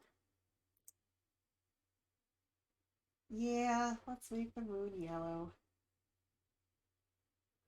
Or like a very pale yellow. Maybe add in a little bit of... I hate just yellow. Yellow does not really exist. Yellow is just our brains hallucinating in between red and green, and I don't like it.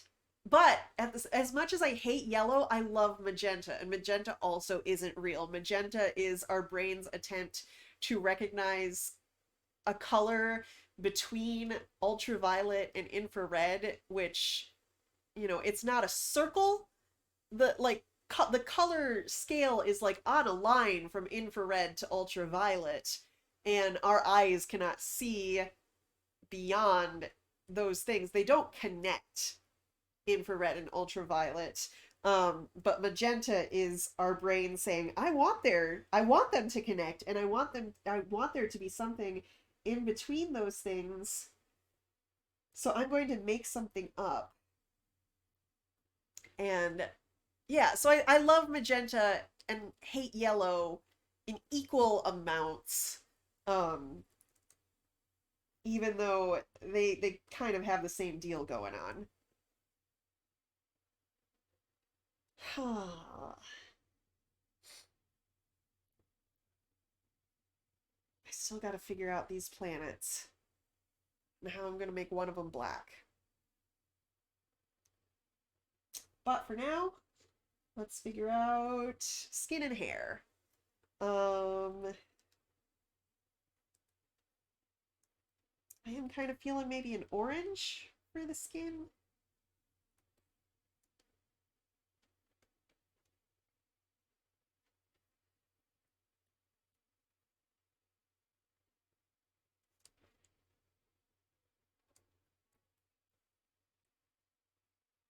Yeah, I think that's a good orange. And then for hair, maybe like a purpley magenta. So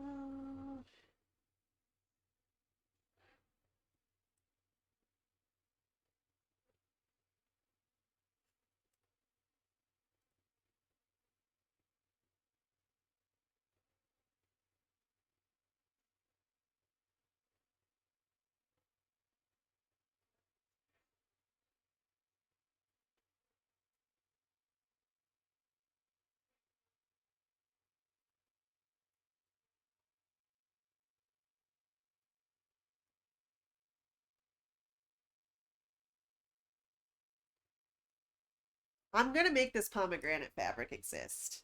I'm gonna work on that after I'm done with this card. Oh, ooh, ooh, I'm liking these colors. Ooh, I'm liking these colors. And actually, I might make the moon more of a bright yellow because I think that would actually like look good with these bright colors. Ooh, ooh. See, I like this yellow, this more golden. Although it does kind of compete with the orange skin, so I'm going to tone that down a little bit. Maybe make the orange skin a little bit brighter too. Let me split the difference between these. Yeah, there we go. Ooh, ooh, these colors. I'm having so much fun with these colors. Yes, yes, this is good. This is good. This is good. All right. We need to give these cards a color. Um, yes, Alex, she's playing Yu-Gi-Oh cards. Yep. Yep. All right, I think I'm gonna take that green.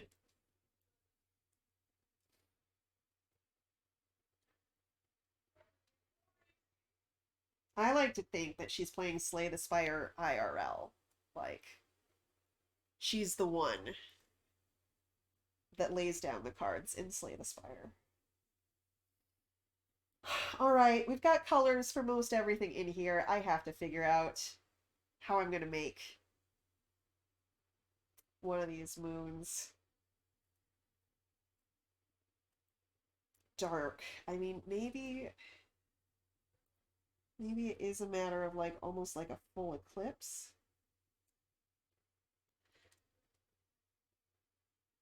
Drawing circles is hard.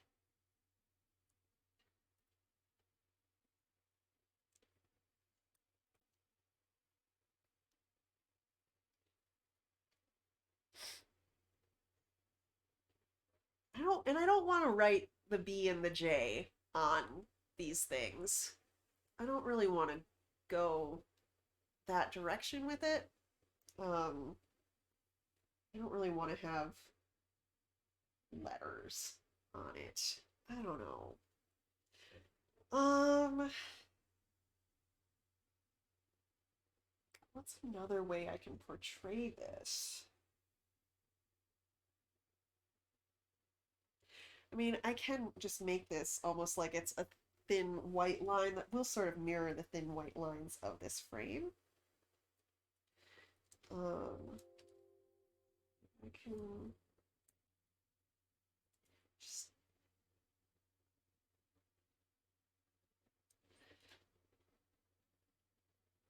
you know what this circle is a little too far off.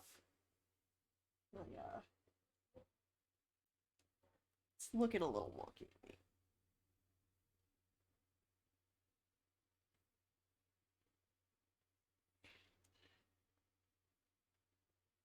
That's a better circle. Yeah, okay. Okay. You can't say BJ on Twitch. You can say come shot, but not BJ. Yeah, it's a weird rule.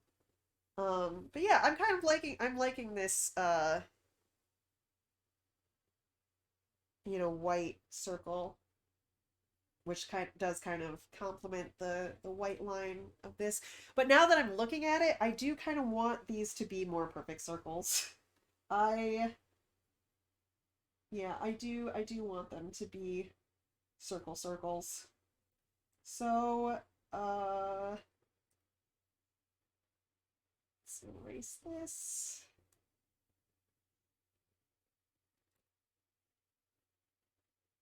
More perfect circles.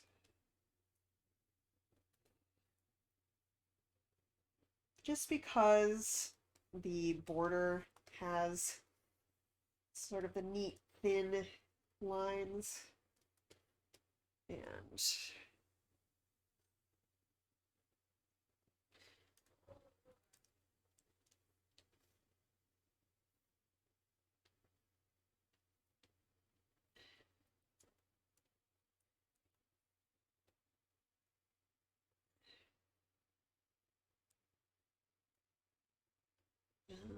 okay, so let's put some circles in here. I'm going to have white circle.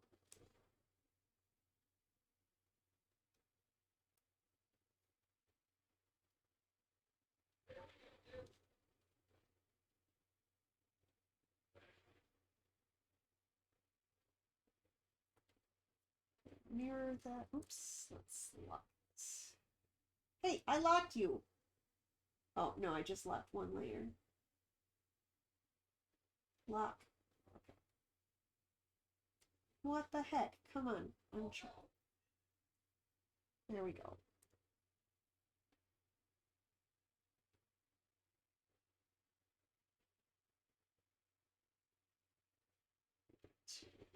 Fill 0% and stroke.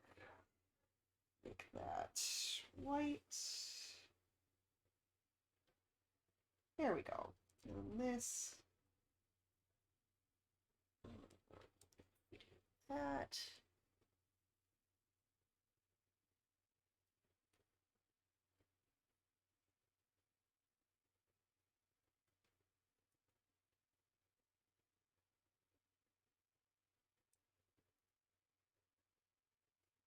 Oops.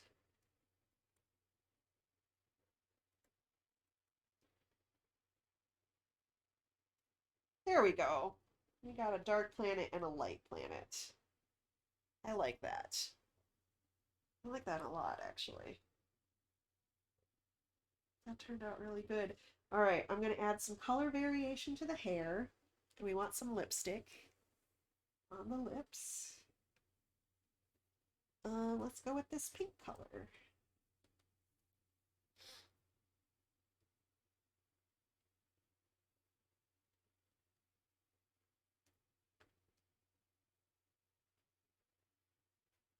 All right, hair time.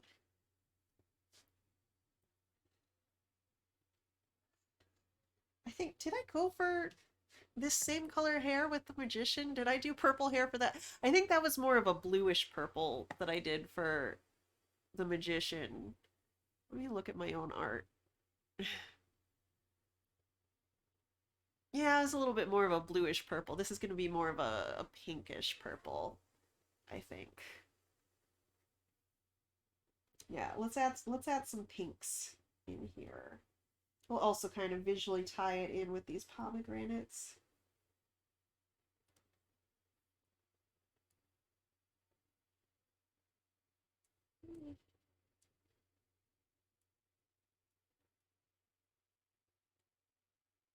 So there's just a little sliver I forgot to color in the hair.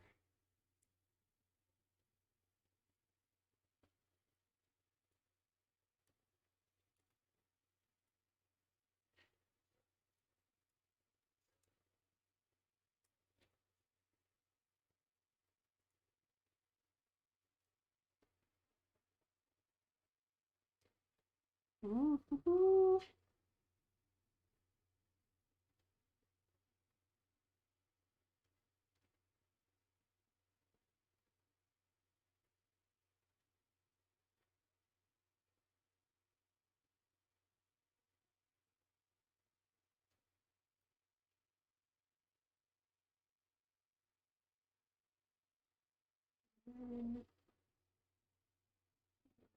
Oh, maybe this magenta darker color.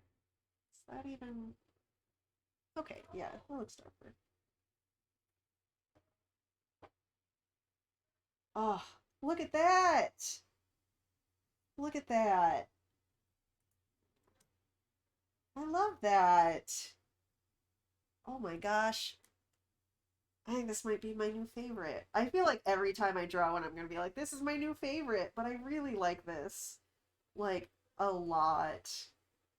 And just especially because of the challenges of, interpreting it in this style. I guess I didn't give her pupils, but she's a high priestess, so she can have, like, pupilless eyes because she's in the middle of, opening up her skull to wisdom. Um, yeah, this is this is so much different than how I initially pictured it in my head. Um, I'm really happy. I'm glad that I started over. Like I'm glad that, I got half a sketch done and I was like, no, I have to do something else because uh this makes me really happy. And yeah, I hope y'all like it too. I I'm having so much fun making these. I really do. Like Tuesdays are my favorite days now because I'm drawing tarot cards with you guys on stream and I have music lessons and like it's such a good day. I'm really happy with this. I'm really glad that I started drawing on stream and got over my fear of people seeing the process. Cuz everyone's been really nice and it's just it's good to feel like, taking the risk. I do always just get worried that people are going to see how I draw and be like, "Oh, you draw weird. You're a bad artist or something." I don't know. It's one of those just weird little insecurities that doesn't make any sense. And y'all are definitely putting those little voices in their place. Um, gosh, I love this a lot. Um, yeah, so I think I'm gonna call this yeah, Starfire vibes. That is definitely like with the orange skin and the red hair. Like I didn't even think about that.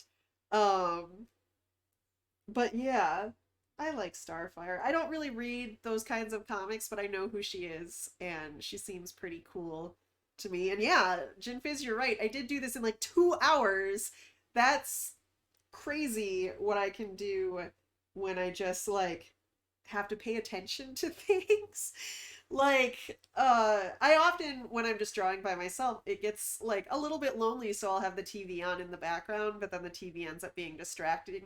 But if I don't have something in the background, then it gets lonely. And so, drawing on stream is a really good way of, making this more of a social thing and keeping me on task. You guys keep me on task a lot. Oh, I also just realized that I've been talking for 2 hours and have not had a sip of water. Mm. But yeah, all right. So this card, we're gonna call this good. This is the High Priestess card. I can't even think of what I might change about this later because I'm like this is perfect and I love her and want her to be my girlfriend. Um, so if you are this High Priestess that I just drew, hit me up. Let's date. Okay, now let's do some fabric design. Let's do it. Um, give me like a quick 2 minutes for a bathroom break and to fill up my water cup again. Just like 2 minutes. Don't go anywhere because I'm gonna draw this pomegranate fabric. Um, okay, Moles, you go take a nap. Um, I would like to hear your voice at some point too. Let's figure out a way to do that. But yeah, the rest of you don't go take naps, but Moles is allowed to take a nap. I'll be right back.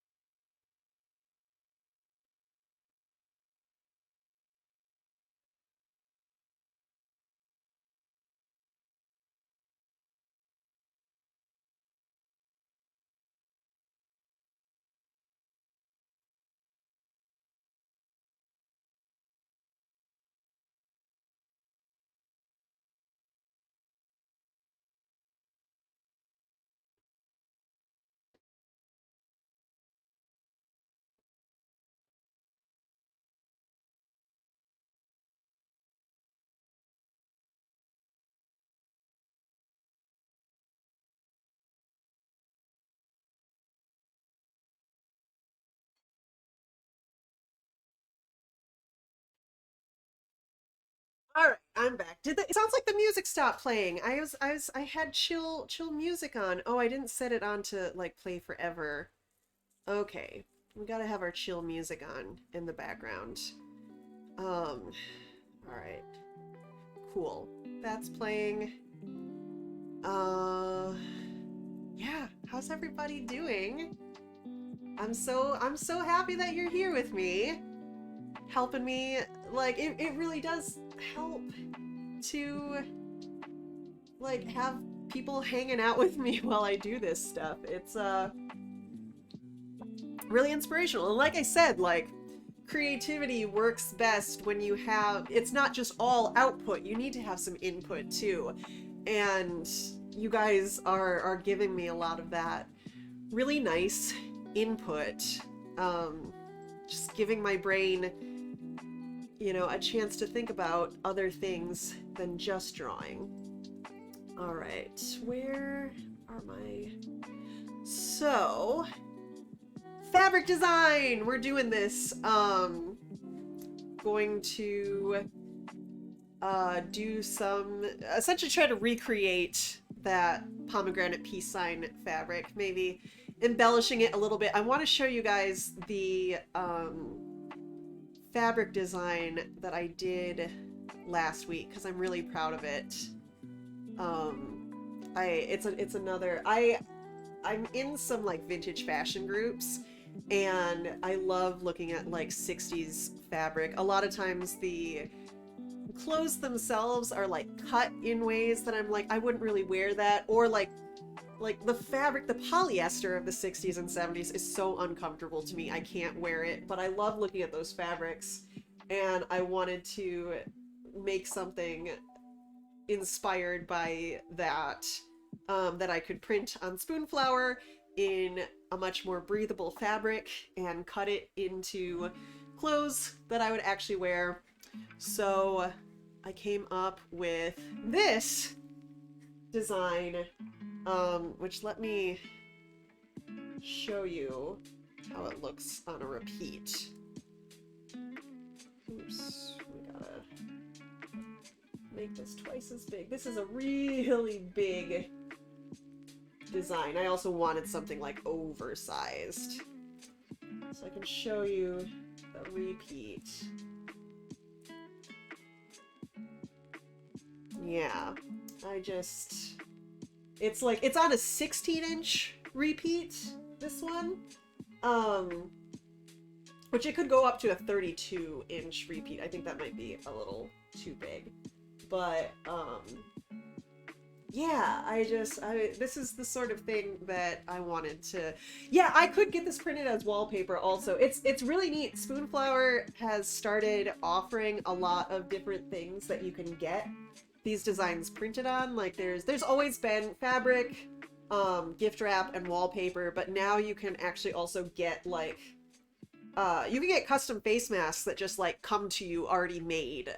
You can order the fabric and make the mask yourself, or just have them make it for you. You can get things like shower curtains, or curtains, or bedspreads, or pillows, stuff like that. Like, nothing too complicated. For a while they had, like, Roostery, which,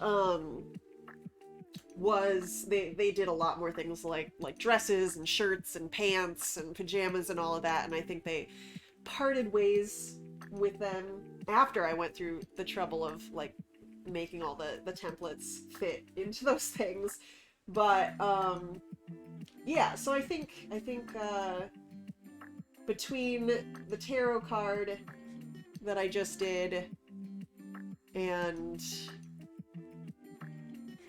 this fabric, so we got this fabric and this fabric, and we're gonna make a design somewhere between those two things.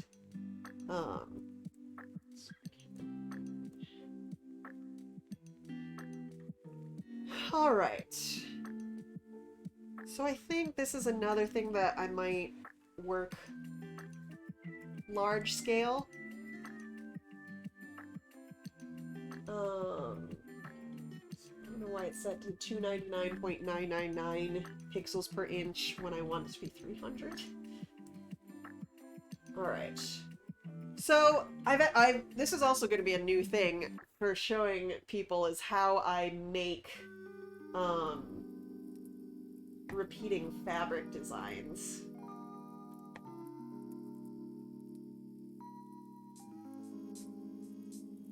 Alright. Yeah, I'm going to be throwing all of these tarot cards up somewhere that, you know, like print on demand places for, I'm trying to get these designs worked out for putting them up on, like, Threadless, where you can get tapestries, that kind of stuff made there. You know, I might just throw it on, like, Redbubble and Society6 and all those things too, because I know some people have preferences for different ones.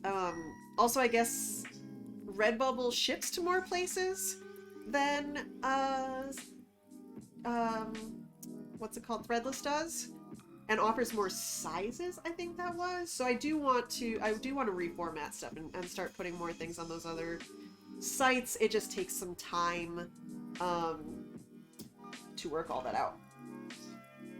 Alright, so we're doing pomegranates. Pomegranate peace signs. So this is a 16 by 16 inch square that I'm going to be, this is sort of the live area, but I do need to make it bigger so that I can, you know, make things go off this edge and begin again on this edge. So I am going to make this, work at a 22 by 22. I want it bigger. Let's go 28 by 28. That gives, yeah, plenty of space around it to draw things that get pushed into other areas. And I made, so the live area is still white. This gray is just for some extra space to work in, extra space to run around in. All right, save this before I forget.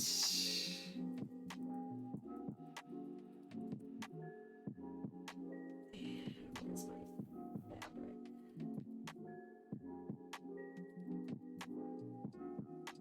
Let's save this in the psychedelic folder.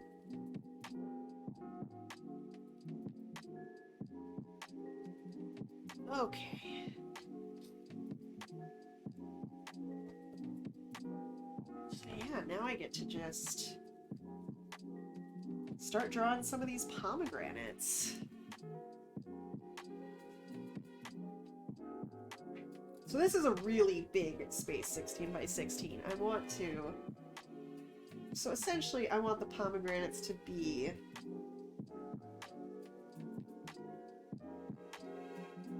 You know, probably about... like that, and then I can sort of scale the fabric up and down. You know, maybe have some smaller palms. But I don't think I want the pomegranates to be overlapping each other or touching. So I want to make sure to have enough space between each one. So a lot of times when I start doing these things, I just start making the elements individually, and then I figure out sort of where they fit together. Especially if they're going to be overlapping, but again, with this, I don't want them to overlap.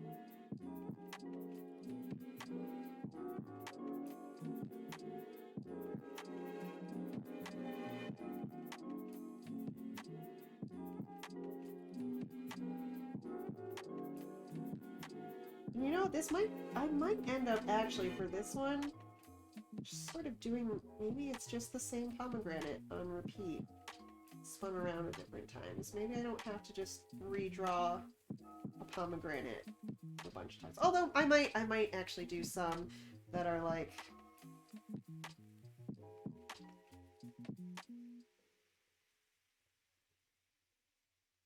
you know, seen from the side.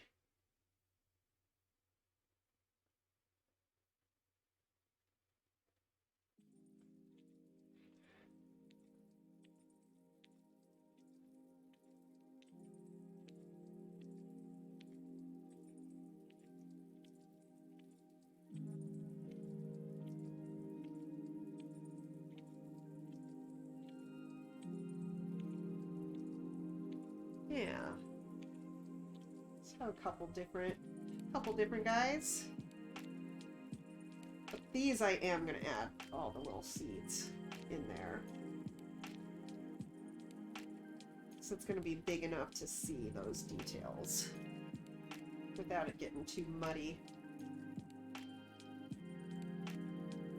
I don't know, I think maybe I might just make this one pomegranate and have that repeat with, you know, maybe another element, maybe a crescent moon, maybe pomegranates and crescent moons, I think would look really nice together. And so, you know, this is another instance where I think I'm going to draw some perfect circles and then draw over them to make them more organic.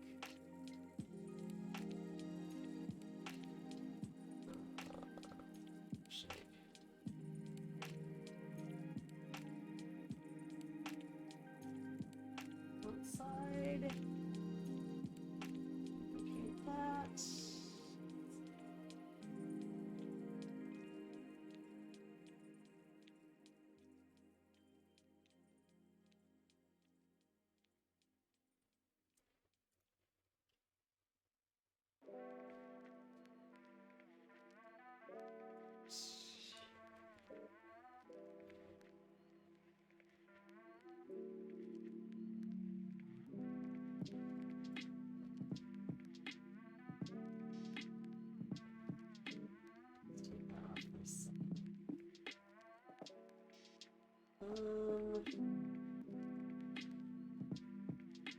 let's sort of redraw the sketch. Sometimes with fabric design, it doesn't have to be so illustrative, and you want it to be more of like graphic design.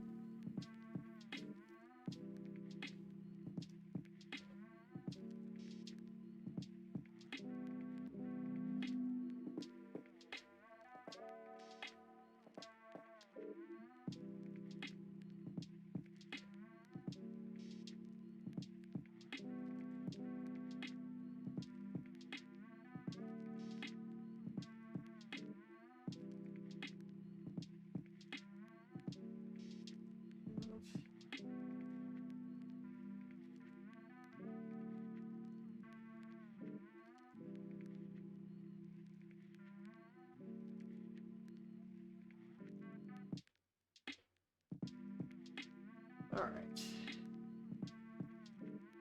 And actually, just for the sake of symmetry,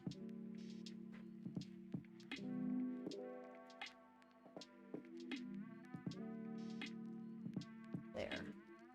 Now it's real symmetrical. And there. Alright. That's a sketch. Hold on. I want to get a little bit of room down there.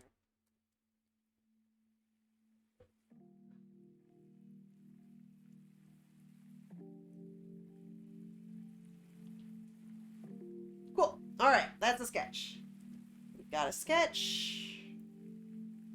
Make it light.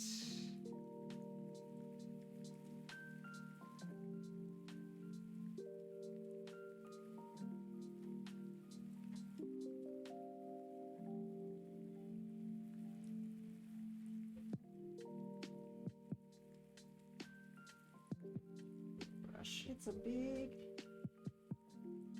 working large scale. So you can always make it smaller, but it's a lot harder to make it bigger. Although even just working at 300 DPI, most fabric is fine to be printed at 150. And so you can just design at 300 and set the resolution to 150 and make your design print twice as big as you designed it.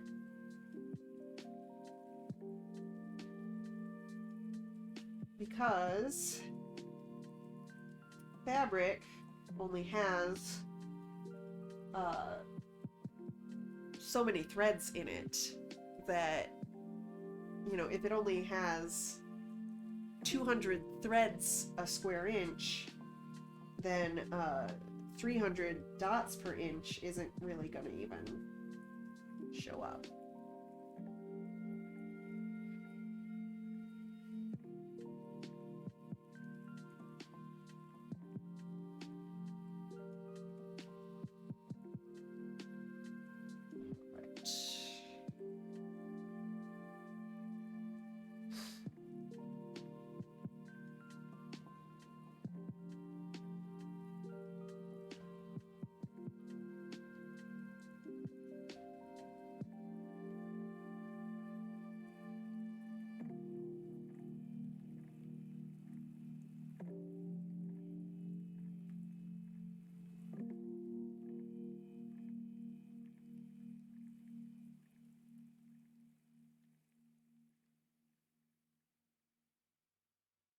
Oh wait, I can just do one side and then repeat it.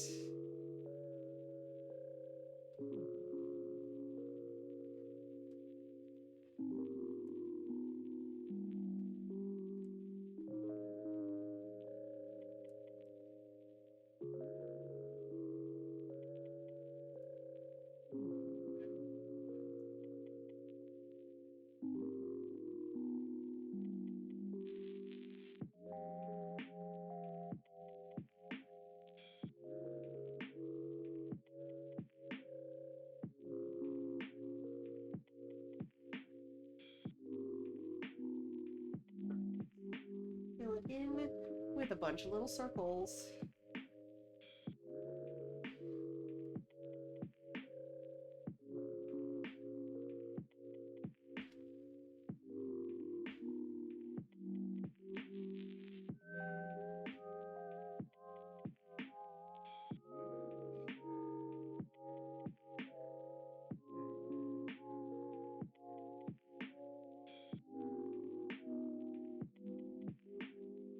Do any other digital artists just like spend the entire time you're drawing like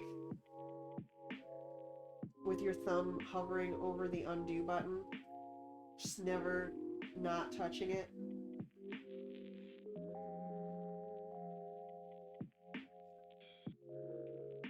Because I do that.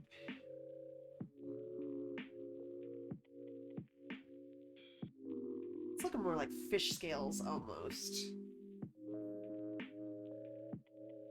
Huh.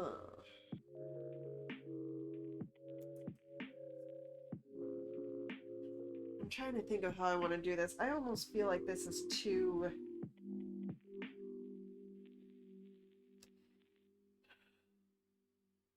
I'm starting over. You know what? I'm starting over. I'll just keep this around. Attempt 1. Just in case I decide later that, oh, maybe I had a good thing going, but no, I want it to be a little more organic.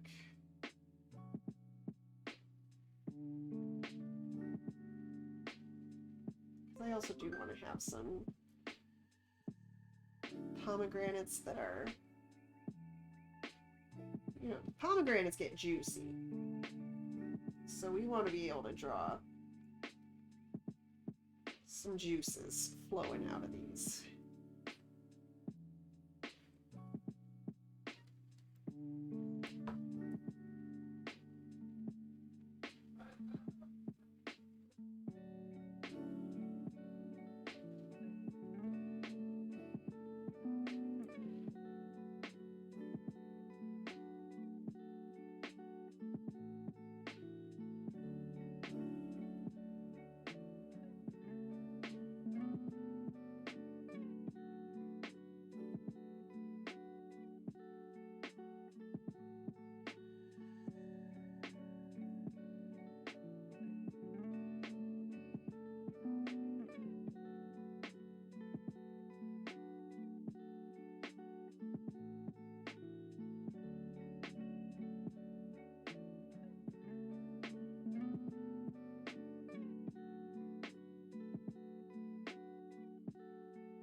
Yeah, that's a bit different from the... Like, this one is more, like, looks like a graphically designed symbol, and this one is more illustrative.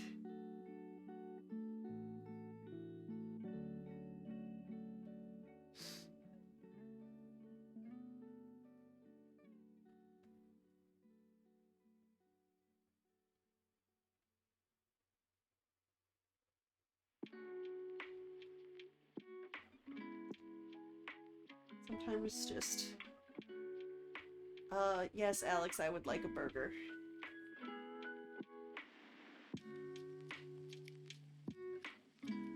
Yeah, sometimes a fabric design is just taking the same object and drawing it at different angles.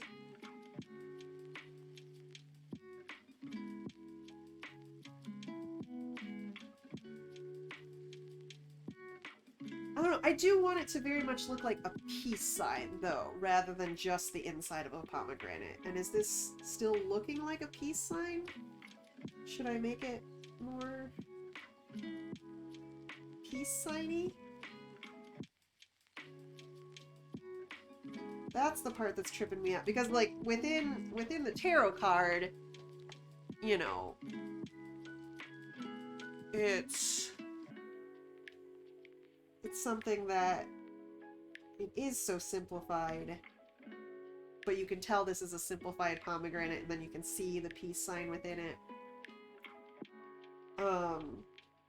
And I'm trying to decide if I want to go simple like what we have here, or make it more complicated, but making it more complicated takes away some of that simple iconography. Alright. Oh.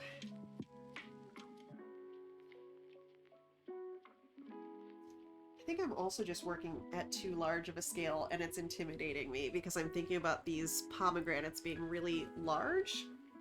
So, you know, I might make this smaller. Now, let's see. What's the live area now?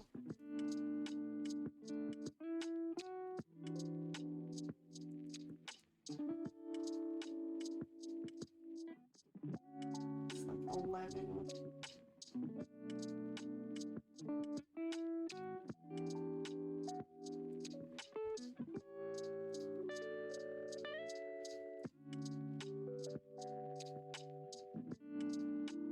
Let's work on about...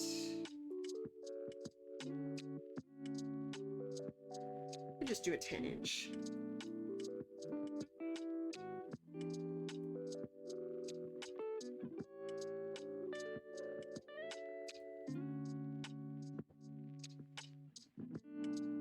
Thanks for stopping by. I hope your dinner's really good.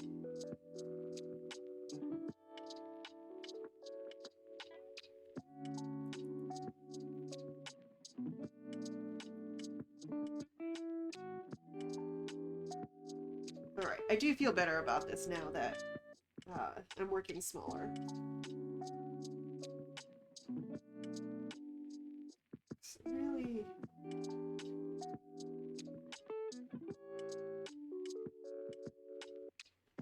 Really, I just want to wear it like this exact thing.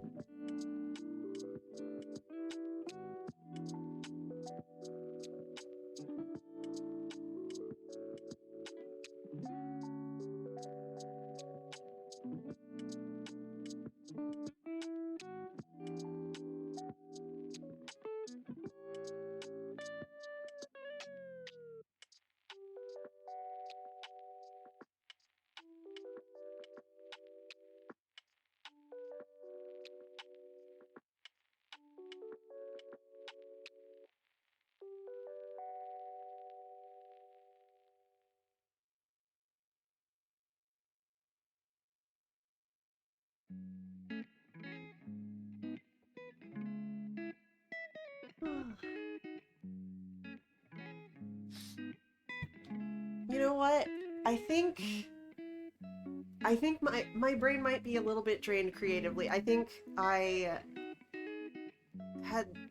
just felt so good about doing the tarot card that now anything less than that is making me second guess myself. I'm just second guessing a lot of the lines that I'm drawing right now, and I think what I really need to do is let my brain rest, let Alex buy me some lunch, and take a little bit of a break so that I can come at this fabric design with fresh eyes. So I think I'm gonna call it there. I will still make this fabric for sure because I want it to exist. I want to wear this fabric. So I will for sure make a pomegranate peace sign fabric. And I'll put it up on Spoonflower and I'll let y'all know when that's ready. But yeah, so we drew a tarot card today and then got a good idea for a fabric design. Thank you to everyone who stopped by. And yeah, I'll see you next Tuesday for another tarot card. Stop by tonight in like 4 hours. Alex and I are gonna do some game streaming on the couch, our comfy cozy couch streams.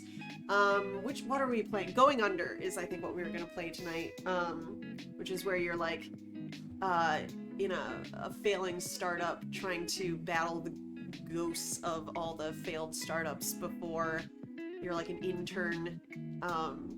It looks cute, it looks fun. So gonna play some of that tonight, maybe also some Skyrim 2 if I feel like stealing cheeses. But yeah, until next Tarot Tuesday, I'll see you later. Thank you so much for